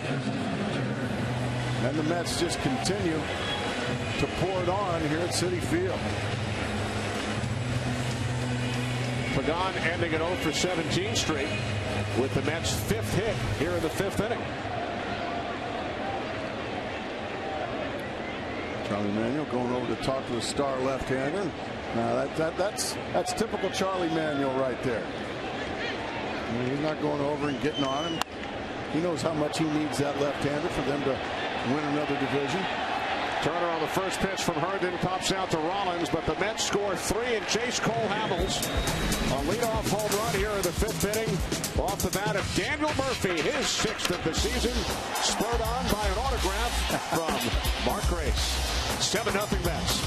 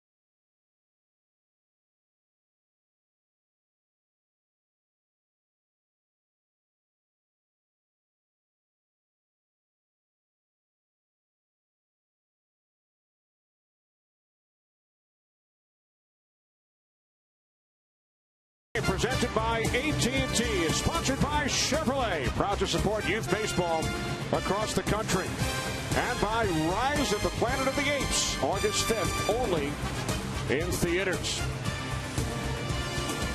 New York Mets with a 7-0 lead over the Philadelphia Phillies.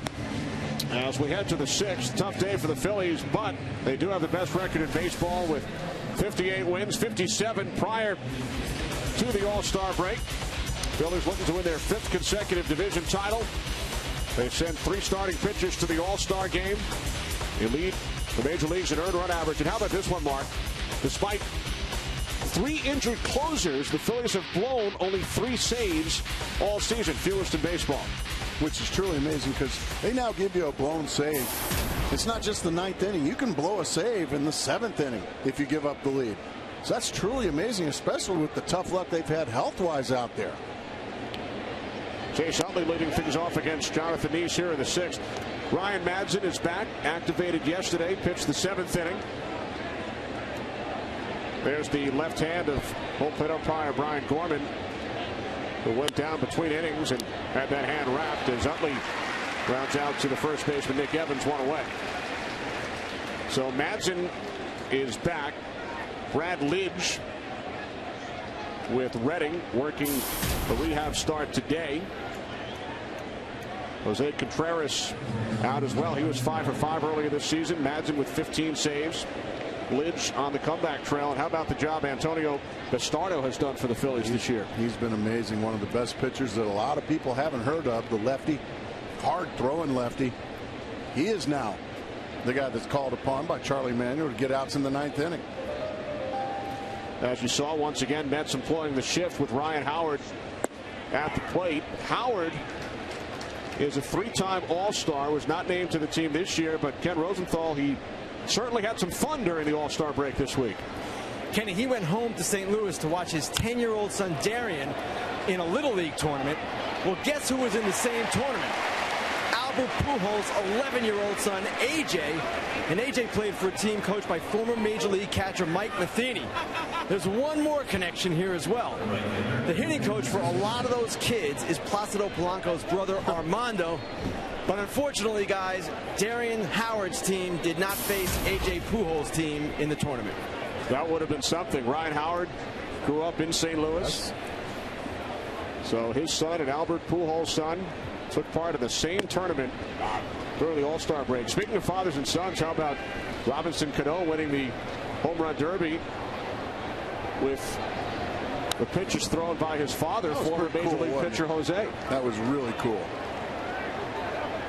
Are you aware, Mark, that you faced Jose Cano in his first Major League start? Did I really?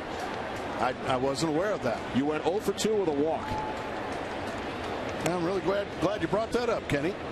You guys batted around in the first inning, though. You were a huge part of that. Oh, really? I was going to say, it doesn't sound like I was a huge part of it. It sounds like I might have made a couple of outs in that inning. Well, you drew a key walk in that first inning. He wanted no part of me. This was back in 1989. Jose Cano made 3 starts for the Houston Astros, Robinson Cano's dad, and his first Major League start came against Greg Maddux. That's a tough draw. That's a very tough draw.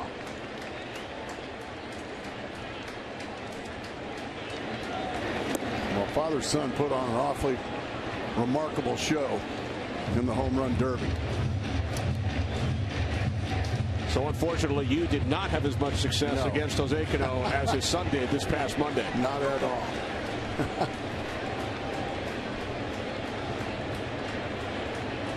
Now the 2-2 to Ben Francisco, and he becomes strikeout victim number 6. So 1-2-3, 6th inning for Jonathan East.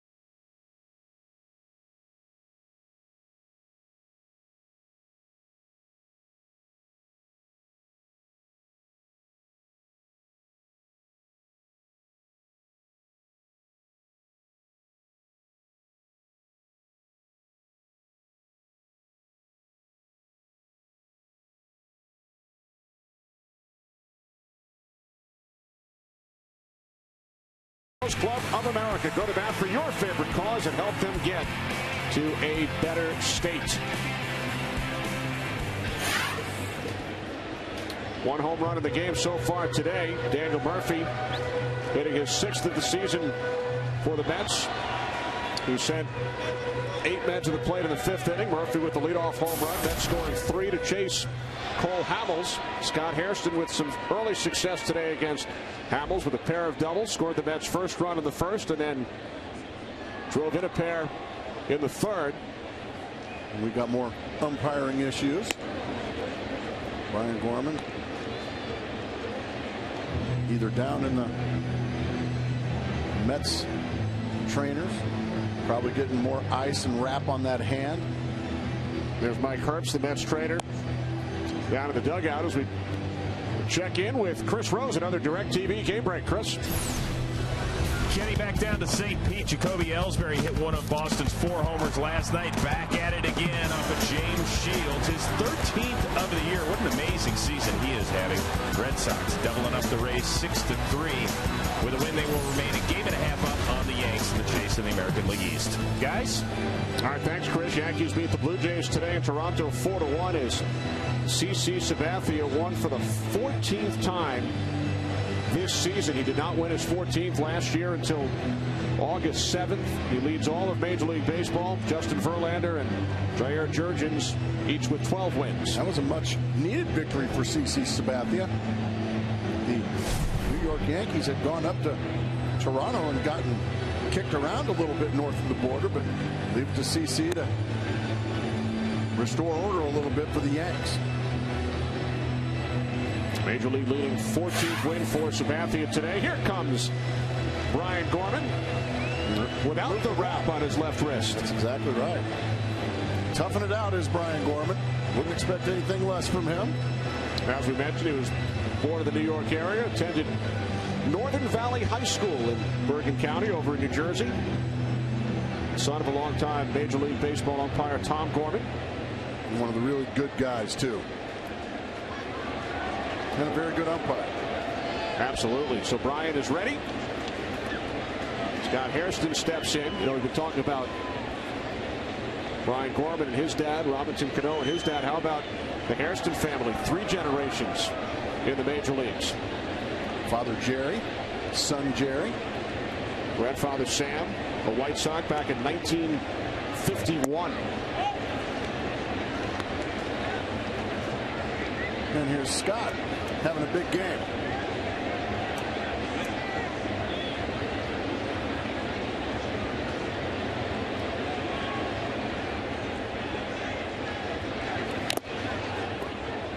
Scott Hairston with his 2 doubles today, 2 for 3 against Hamels, now 8 for 20 lifetime against the all-star left-hander. There's Daniel Murphy waiting on deck.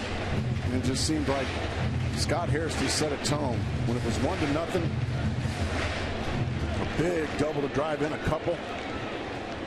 And since then, Jonathan Neese and these New York Mets have not looked back. It's been a breeze thus far. Wow.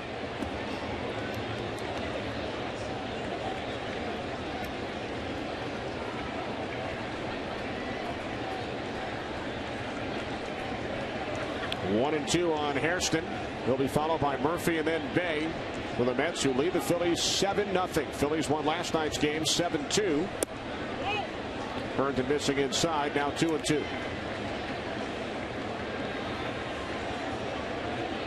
Hairston set the tone with his hustle back in the first inning, scoring from second on that pop-up off the bat of Murphy, which dropped in between Brian Howard and Chase Utley. Hairston pops this one up. Third baseman Valdez is under it. 1 away. Well, Fox tonight, an all-new special examines chilling near-death experiences played out right before your eyes. Then we break it down to find out how they survived the Indestructibles. An all-new special tonight at 9, 8 Central, only on Fox. Ouch. You ready? I can't wait. 1 away. Here's Daniel Murphy.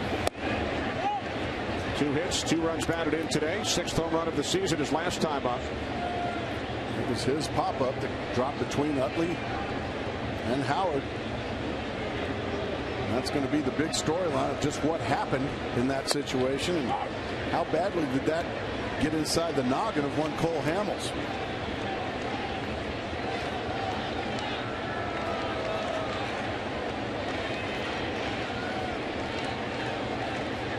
The 1-1 from Herndon. When we visited with manager Terry Collins, you could tell he really likes Daniel Murphy as a baseball player. Very much so. He understands that he's young. He still, like all young players, will make a mistake here or there, make a bad decision here and there on the baseball field. But he loves watching him play baseball. What a good play there by Jimmy Rollins. He still got it, folks. I mean, the exchange from the glove to the throwing hand and the perfect strike over to Ryan Howard, where Daniel Murphy has an infield hit. Watch how quickly that ball gets over to Howard. What a great play by the three-time Gold Glove Award winner Jimmy Rollins. So here's Jason Bay with 2 outs. Bay singled his last time up, came around to score. He had been 0 for his last 18.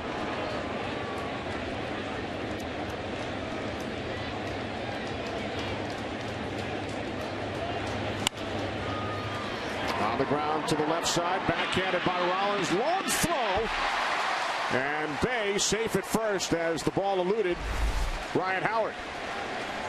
Well, Wilson Valdez goes, and then he gives up on it. He says, I'm not going to try. I'm not going to risk deflecting it. I'm just going to let Jimmy Rollins go ahead and try to make the long throw across the diamond. He fires it low and wide. Howard can't come up with it. I would imagine that's got to be a base hit. It is. Jason Bay. So 2 consecutive hits for Bay after the 0 for 18.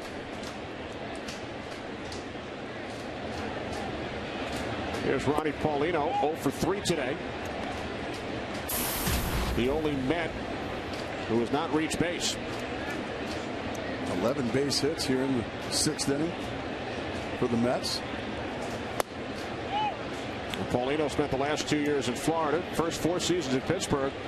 How about those first place Pittsburgh Pirates? Good for the Pittsburgh Pirates and good for the city of Pittsburgh. That is a great traditional baseball town and a storied franchise.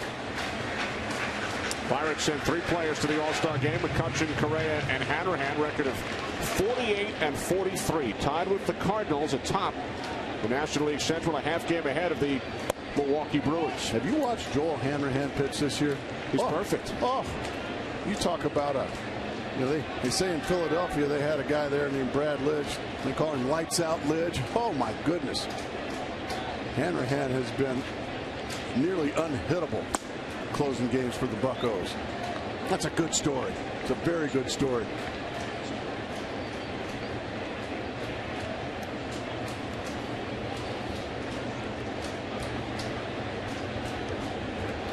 Now the payoff pitch to Paulino, and he strikes out. 6 innings in the books here at Citi Field. We'll return after these messages from your local Fox station.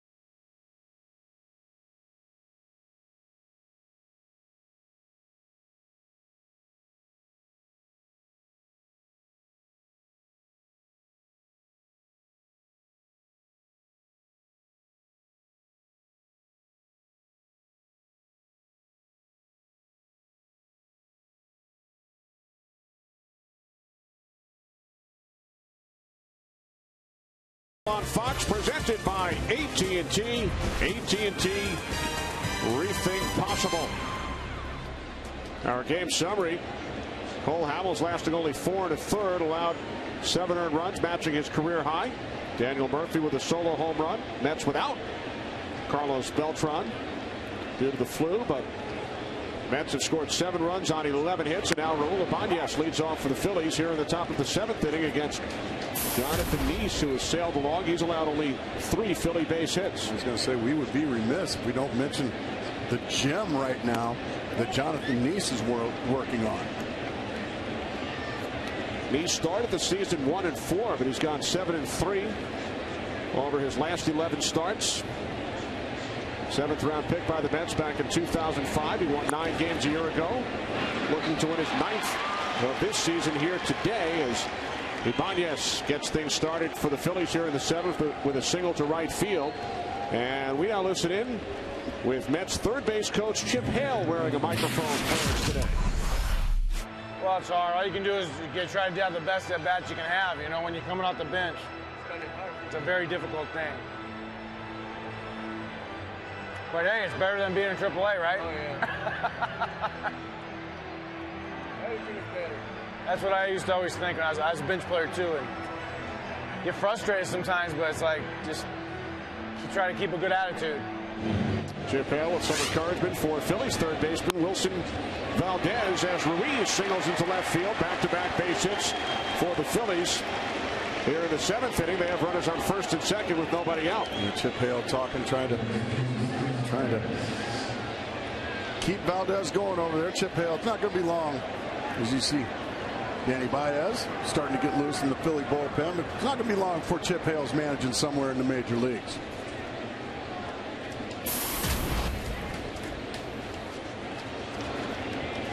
Chip's second season as a coach with the Mets. We heard him chatting with this man, Wilson Valdez, the former Met, who has struck out twice today. And it's not easy being a bench player, a role player. Placido Polanco is the everyday third baseman for the Philadelphia Phillies, but now he's hurt. There's Pedro Beato in the Mets pen. One of the many hard throwers that Terry Collins has out in that New York bullpen. Beato, Bobby Parnell, Jason Isringhausen, all mentioned as potential closers for the remainder of this season following the trade of K-Rod, Francisco Rodriguez, to Milwaukee. And we asked Terry Collins if Isringhausen would be his closer today. He was scheduled to close yesterday if the Mets had the lead in a close game. And with regard to Isringhausen today, he told us probably. He said probably. Isringhausen has come up to him and said, I don't care what inning it is. I need to pitch, because if I don't pitch a certain amount of innings, as you see Isringhausen starting to get himself loose as well. He says he gets mechanically flawed if he doesn't pitch very often. So Collins trying to find a way to get him in there, but right now Jonathan Nice says, I don't need any bullpen help right now, thank you. Here's the 2-2 to Valdez, and the count is full. Michael Martinez has come out on deck to pinch hit for the pitcher David Herndon.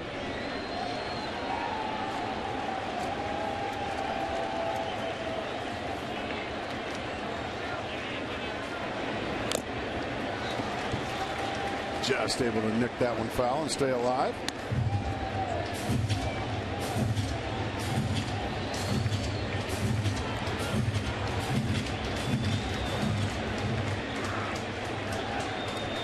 .93 pitches so far for Nice.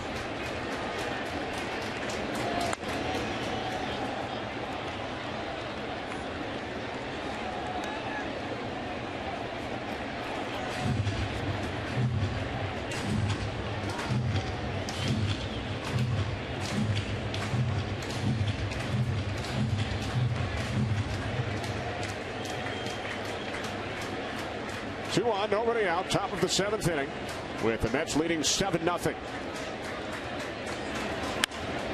And a base hit into left field off the bat of Valdez. Ibanez holding at third, so 3 consecutive hits for the Phillies. here in the 7th inning as they have loaded the bases against Jonathan Neese. With nobody out, all of a sudden a little bit of anxiety now creeping into the fans and also the dugout of the New York Mets.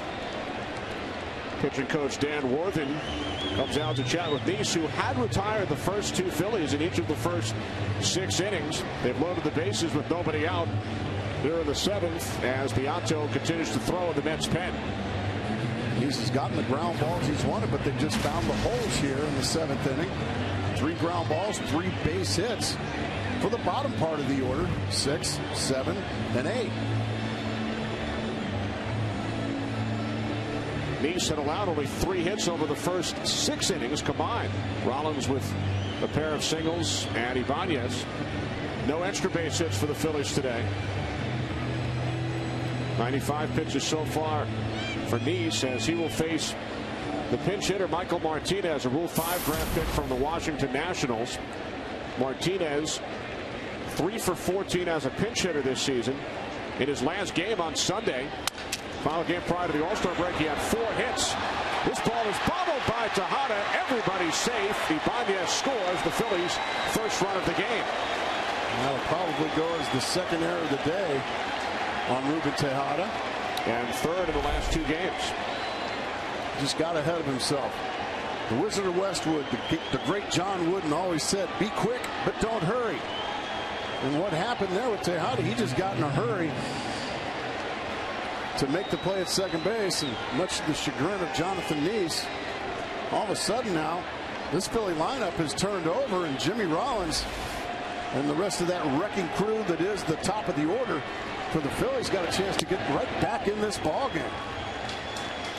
So an error charge to Tejada. Martinez credited with a run batted in on the fielder's choice. Second error committed by Tejada today, and now Rollins with a ground ball to the third baseman Murphy to second for 1, out to first, double play. Another run scores. So the Mets lead is now 7-2 with 2 outs. Well, Jonathan Neese, if you want something done, do it yourself. He makes a beautiful pitch. He breaks the bat at Jimmy Rollins. Daniel Murphy over to Justin Turner. Just a crisp, perfectly executed double play, and that takes a lot of the wind out of the sails of the Philadelphia Phillies here this afternoon.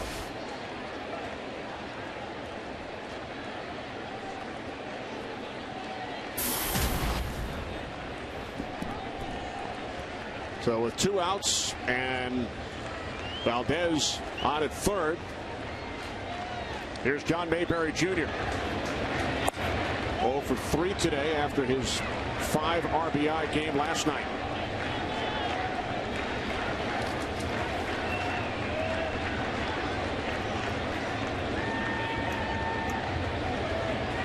Two runs on 3 hits and an error for the Phillies here in the top of the 7th inning, after they fell behind 7-0.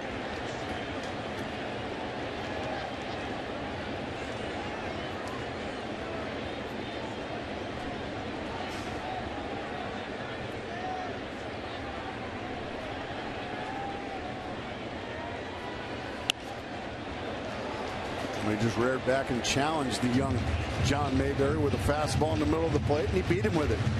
Mayberry was tardy on that swing. This is just no-nonsense baseball. Here it is. What are you going to do with it? And the answer that time was nothing.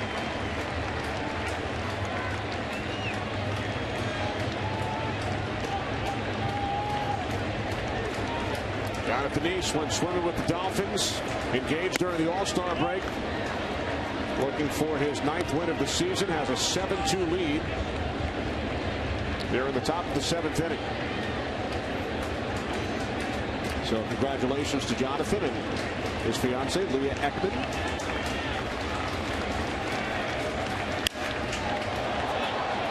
Right center.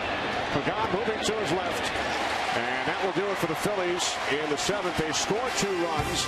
7th inning stretch time as we check out the USS Intrepid over on the west side of Manhattan.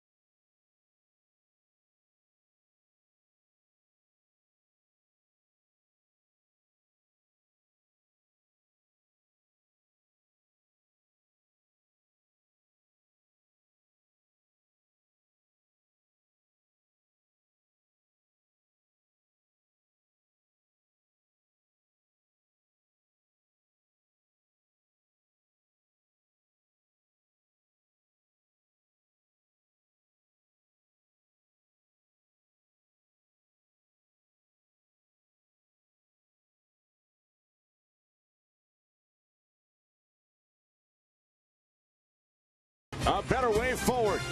By Burger King, now offering $1 frozen drinks. And by One A Day Men's, the official multivitamin of Major League Baseball.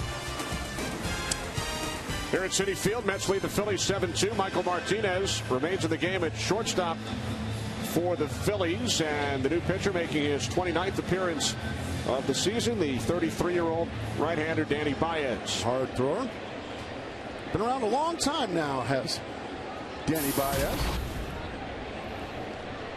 Now in his 10th season, he's pitched for 6 different organizations. Strike one to Nick Evans, who tripled in a run his last time up back in the 5th inning.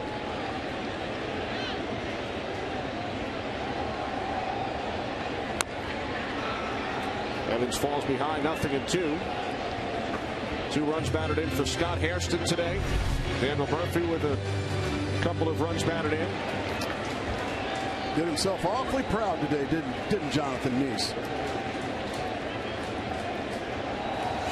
Allowing only 1 earned run in 7 innings. Long run for the center fielder Mayberry. He makes the catch to retire Evans 1 away.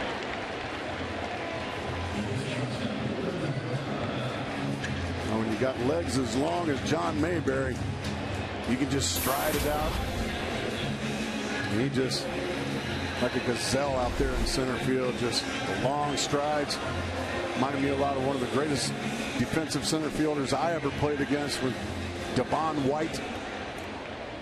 There were just no gaps out there when Devon White was there.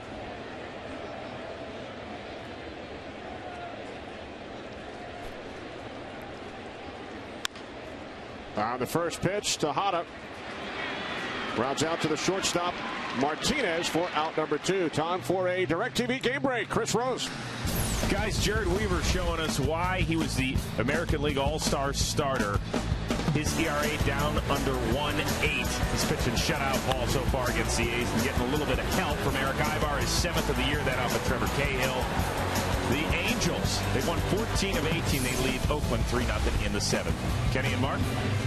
Thank you very much, Chris. With 2 away, a pinch hitter, Lucas Duda, will bat for the pitcher, Jonathan Neese. Duda batting .237 this season, 3-for-11 as a pinch hitter.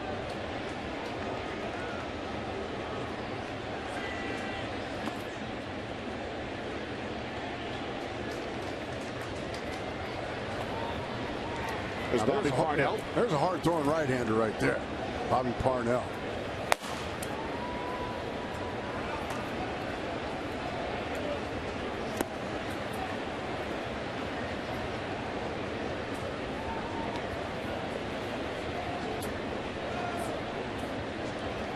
There's Jimmy Rollins, replaced in the field by Michael Martinez. Checking out his right foot. I think his foot's fine. I think it was just a double switch in a situation where you're down 5 runs late in the game.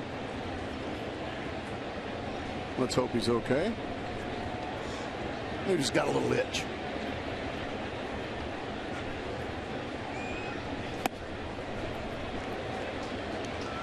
Two and two now on the pinch hitter, Lucas Duda, with the Mets leading the Phillies 7-2.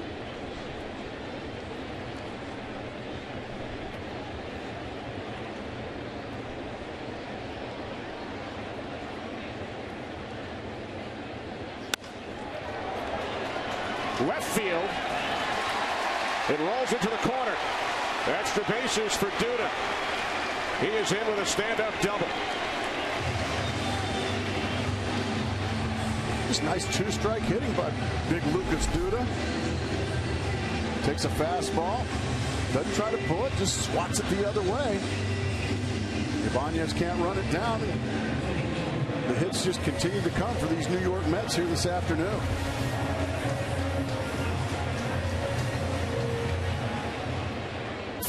Hit of the game for New York. Angel Pagan with an infield single back in the 3rd inning, ending his 0 for 17. Isn't this about the time, Mark, you're supposed to go out and interview Justin Timberlake? That was fun.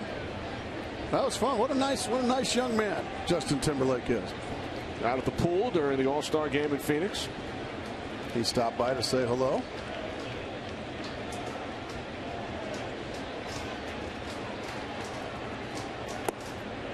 Big baseball fan is Justin Timberlake. Avid golfer.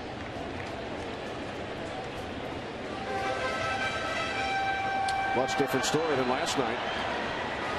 And Justin with a shout out at the end of the interview to Tim McCarver there from the same hometown of Memphis, Tennessee. That's where Justin Timberlake and Tim McCarver call home.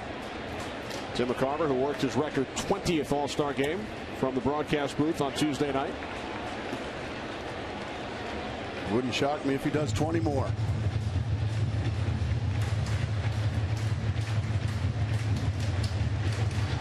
Tim, a Mets broadcaster during that 1986 season.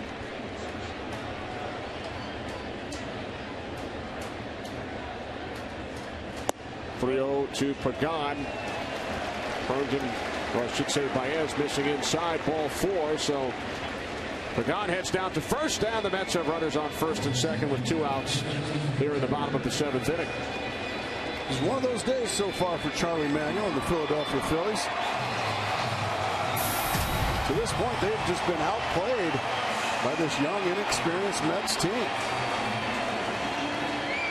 While we're at it, Mark, our director, the great Bill Webb, worked his 17th Major League Baseball All-Star game on Tuesday night. Bill Webb.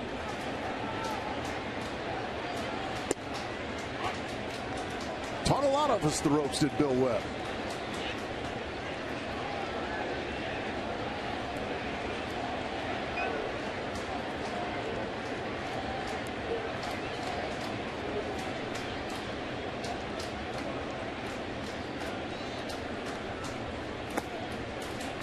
Turner takes low.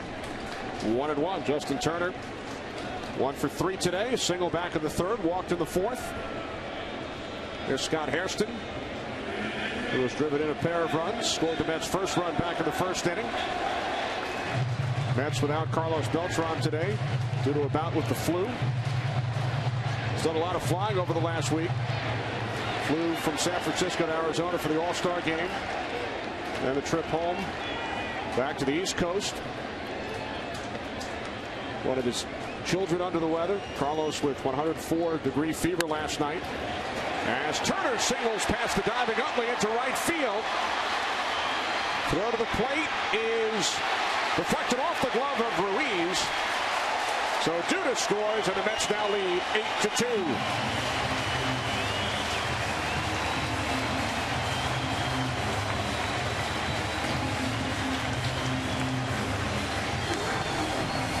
After 2 quick outs in the inning, Duda with a 2-out double. And after a walk, he comes around to score. Turner again, a base hit to right, a good throw to the plate on 2 hops. And when Ruiz can't come up with it, Duda is safe. And everybody moves up. Tough play for the catcher there. And you could see Ruiz was expecting possible contact. It never came. Duda was sliding. For the Mets today, 6 of their 13 hits have come with 2 outs. They've played a flawless game here this afternoon. Other than a couple of miscues by shortstop Ruben Tejada. Offensively, they've been terrific. They've pitched awfully well. Did Jonathan Neese, the starter. Very impressive effort here by the young lineup that Terry Collins threw out there today.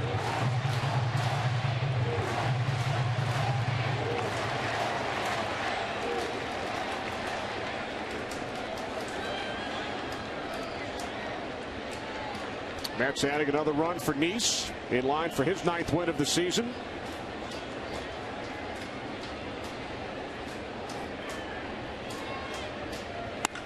Hairston with a drive, deep left field, no doubt about it. A 3-run shot, 5th of the season for Scott Hairston, and the Mets now lead 11-2.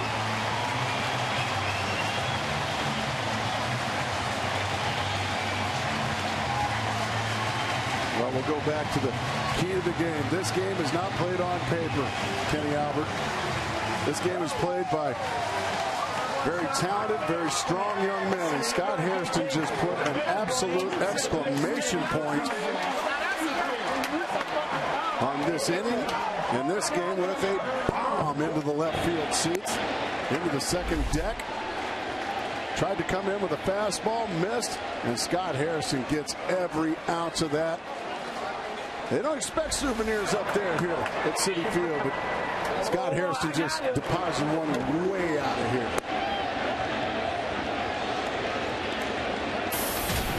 For Scott Hairston today, a career high 5 runs batted in. And the only reason he's in the lineup today, folks, is because Carlos Beltran couldn't answer the bell. He had the flu and has the flu. 619 Major League games for Hairston. First time he's driven in 5 runs.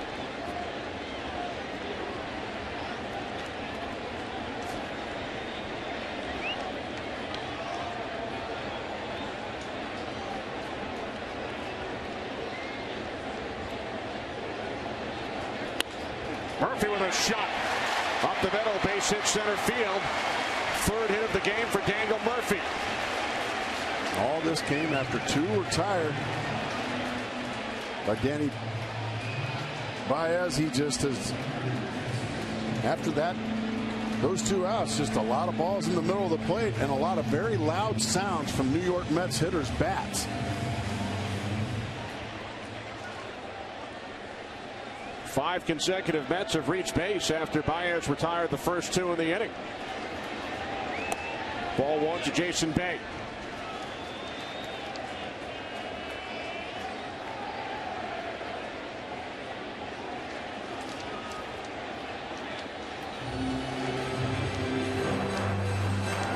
That was like Drew Carpenter. That's because it is.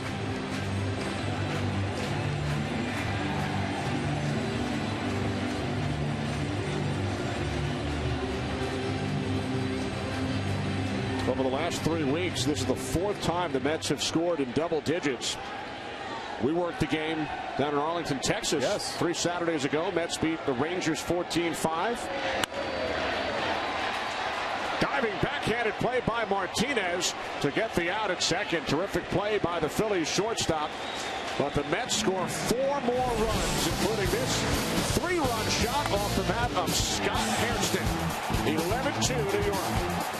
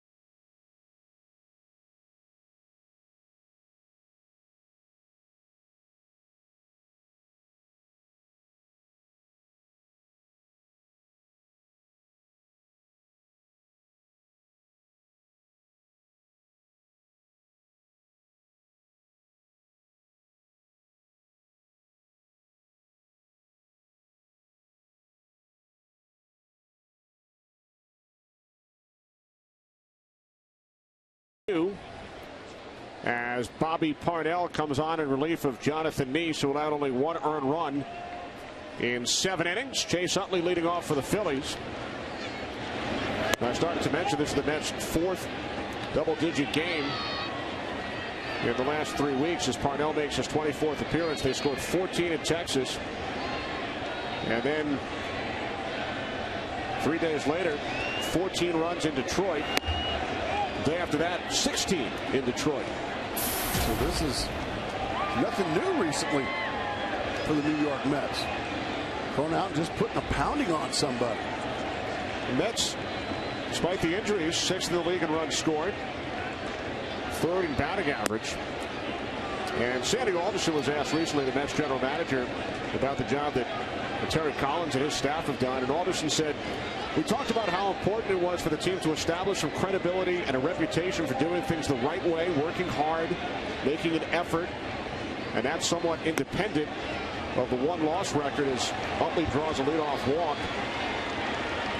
And Alderson went on to say Terry's done a great job. The team has played hard.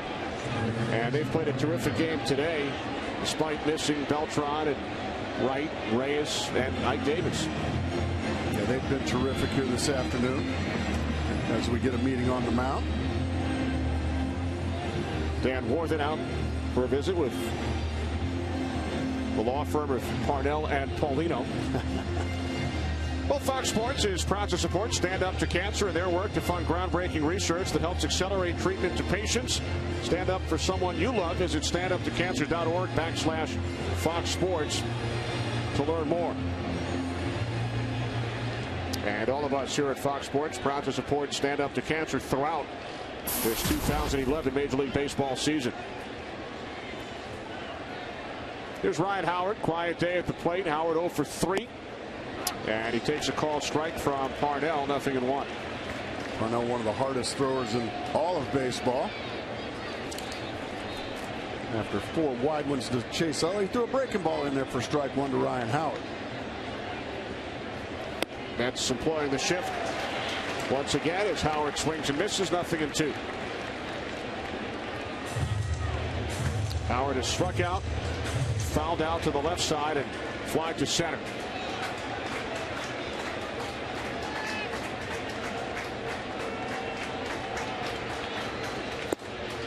Well, that didn't take long, did it? 0 for 4. 3 breaking balls, 3 strikes. And that's what happens when you throw as hard as Bobby Parnell does. The opposing hitters have to cheat a little bit to catch up to it. And that's what happened with Ryan Howard. He just was way out in front of some breaking balls. So with 1 away, here's Ben Francisco, who is 0 for 3 today. In case you joined us late, Carlos Beltran is under the weather, not in the Mets lineup. His replacement, Scott Hairston, has driven in 5 runs. He also scored the Mets' first run back in the 1st inning with 2 outs. Daniel Murphy popped one up to the right side, and it dropped in between the first baseman Ryan Howard and the second baseman Chase Utley.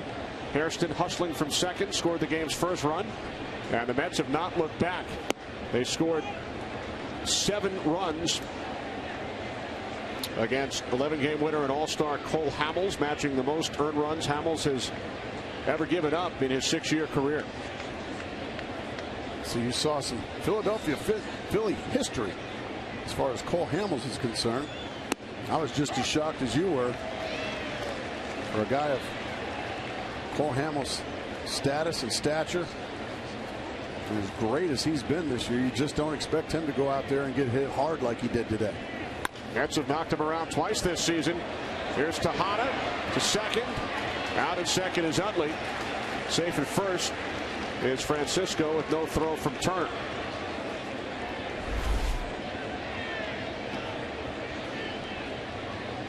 A little double clutch there from Ruben Tejada, nearly allowed the base runner to get in there safely. Really the only negative for the Mets today, the 2 errors committed by the shortstop, 21-year-old Tejada, filling in for Reyes, who is expected to run the bases tomorrow. Ran a straight line today for the 4th consecutive day. David Wright rehabbing down in Florida. And Carlos Beltran hopefully recovering.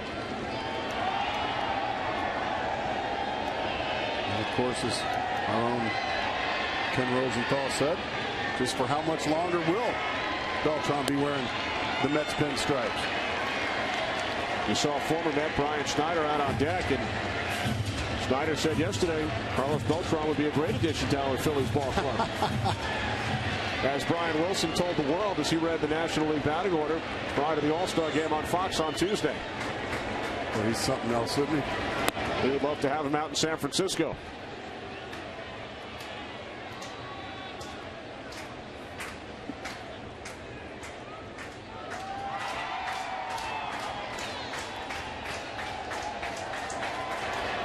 The 1-2 from Parnell to Ibanez, fouled off to the left side.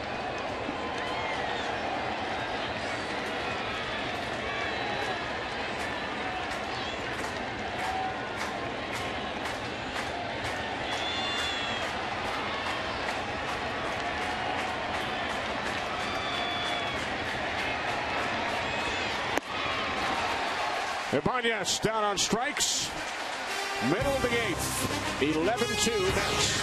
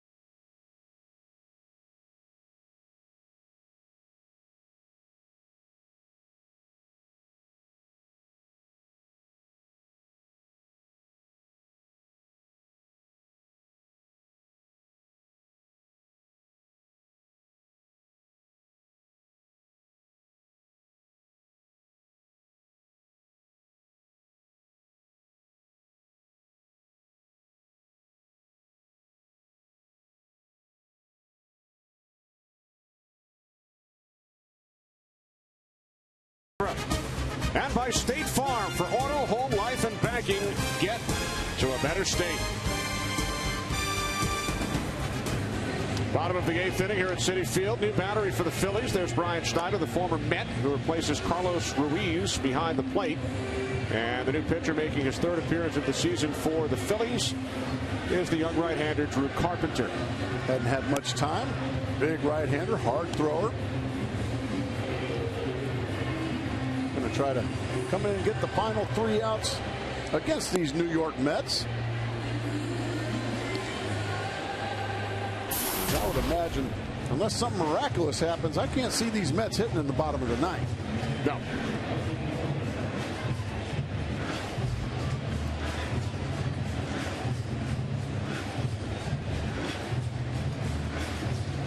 It will be Ronnie Paulino to lead off against Drew Carpenter, with the Mets leading 11-2. Scott Hairston driving in 5 of the 11 Met runs. Daniel Murphy with a pair of runs batted in.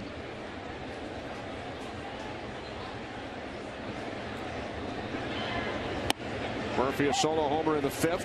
Hairston a 3-run shot in the 7th. Jonathan Neese allowing only 1 earned run in 7 innings.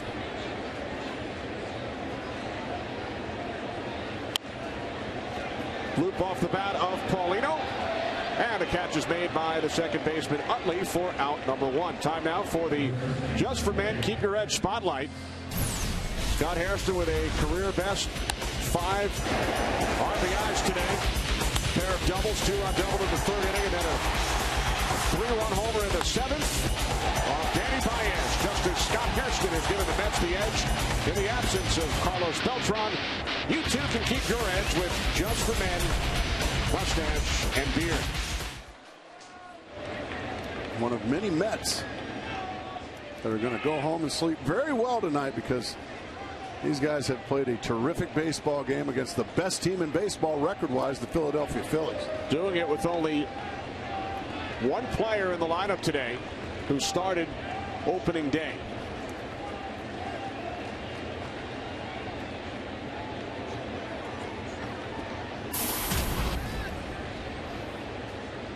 The 1-1 to Evans. Carpenter missing low, 2-1. Angel Pagan, the only Met who started on opening day and today against the Phillies. And look what happens against all-star Cole Hamels. The New York Mets are in cruise control right now after putting just a rock-solid thumping on these Phillies. There's Manny Acosta up in the Mets pen, with the Mets leading by 9.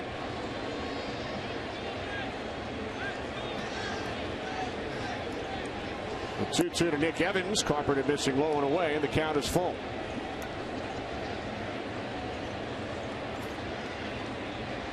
$11 runs on 15 base hits for the New York Mets.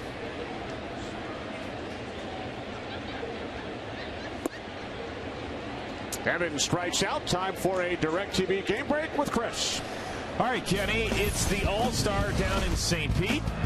Matt Joyce is, ouch, what's happening here? Right off of his knee. But you know what? Here's why he's an All-Star. Rubs a little spit on that thing and then gets it going. His 13th of the year. Dustin Pedroia has answered with his 13th of the year, so the Red Sox lead at 7-4 in the 7th. Kenny and Mark, He set him up. What? Oh, he set him up. There's no, he couldn't have rolled around on the ground like that and then just he talked him into throwing that same exact pitch, and he hit it in the seats. Did you ever pull the okey doke on somebody like that? No. Well, I tried to do it, but I couldn't hit it in the seats. But that's you hit one of your 1,800 doubles in your career. Thanks, Chris. Tejada, right field. Francisco is under it. And we move to the 9th. Mets 11. And the Phils 2.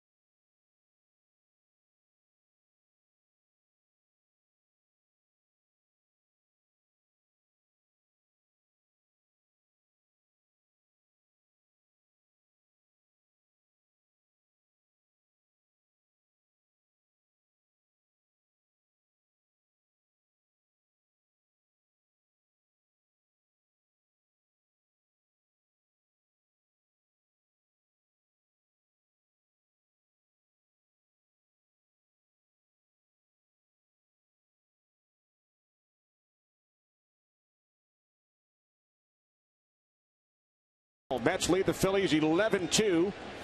Top of the ninth inning. Brian Schneider will bat for the first time against the third Mets pitcher today, Manny Acosta, making his 13th appearance of the season. First pitch fastball in for a called strike. 0-1. Schneider batting just 164 this season. 10 hits in 61 at bats. Tremendous job by our entire Fox crew, led by producer Pete Macheska, director Bill Webb, associate director Aaron Stoikov. Congratulations to our associate producer Chirag Devaskar, who will be getting married next Friday out in California. Swimming with the Dolphins? I don't think so. Well, congrats, Chirag. I'll leave that to Jonathan Neese. Our production assistant Chase Weber, technical director Jonathan Evans, technical manager Sid Drexler. Pregame show produced by Don Bowie. Crunching the numbers for us today, Marty Aronoff along with Dave Freed and Keith Costas.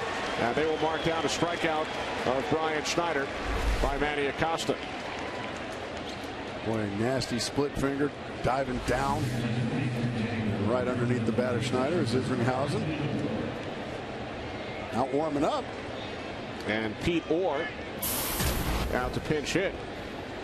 You know, Jay Horwitz, the great public relations director for the last 3 decades with the Mets, passed along another note. Jonathan Neese was not the only Met to become engaged during the All-Star break. Jason Priding, who was actually out in the on-deck circle, he would have batted for Parnell, had Tejada reach base in the 8th.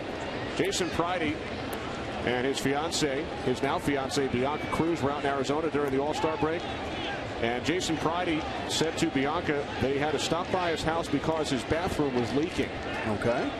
But in reality, that's kind of. Jason had a string of rosebuds leading to the bedroom where he had 4 dozen roses, and he was on his knee waiting to propose. So 2 Mets, Jonathan Neese and Jason Pridey, engaged during the All-Star break. Well, it is safe to say that the New York Mets lead the league in love. There's Jason. I'll tell you what, all that romanticism, he's making the rest of us look bad.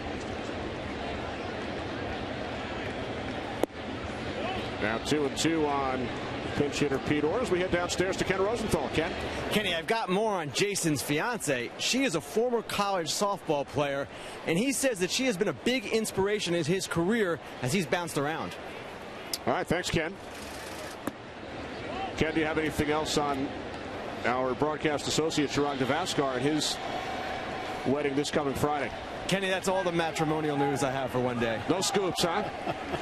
Working so on many stories throughout the week, and now you fail us at the top of the 9th inning. Pete Orr with a pitch single into right field past the diving Turner. So a 1-out base runner for the Phillies here in the 9th.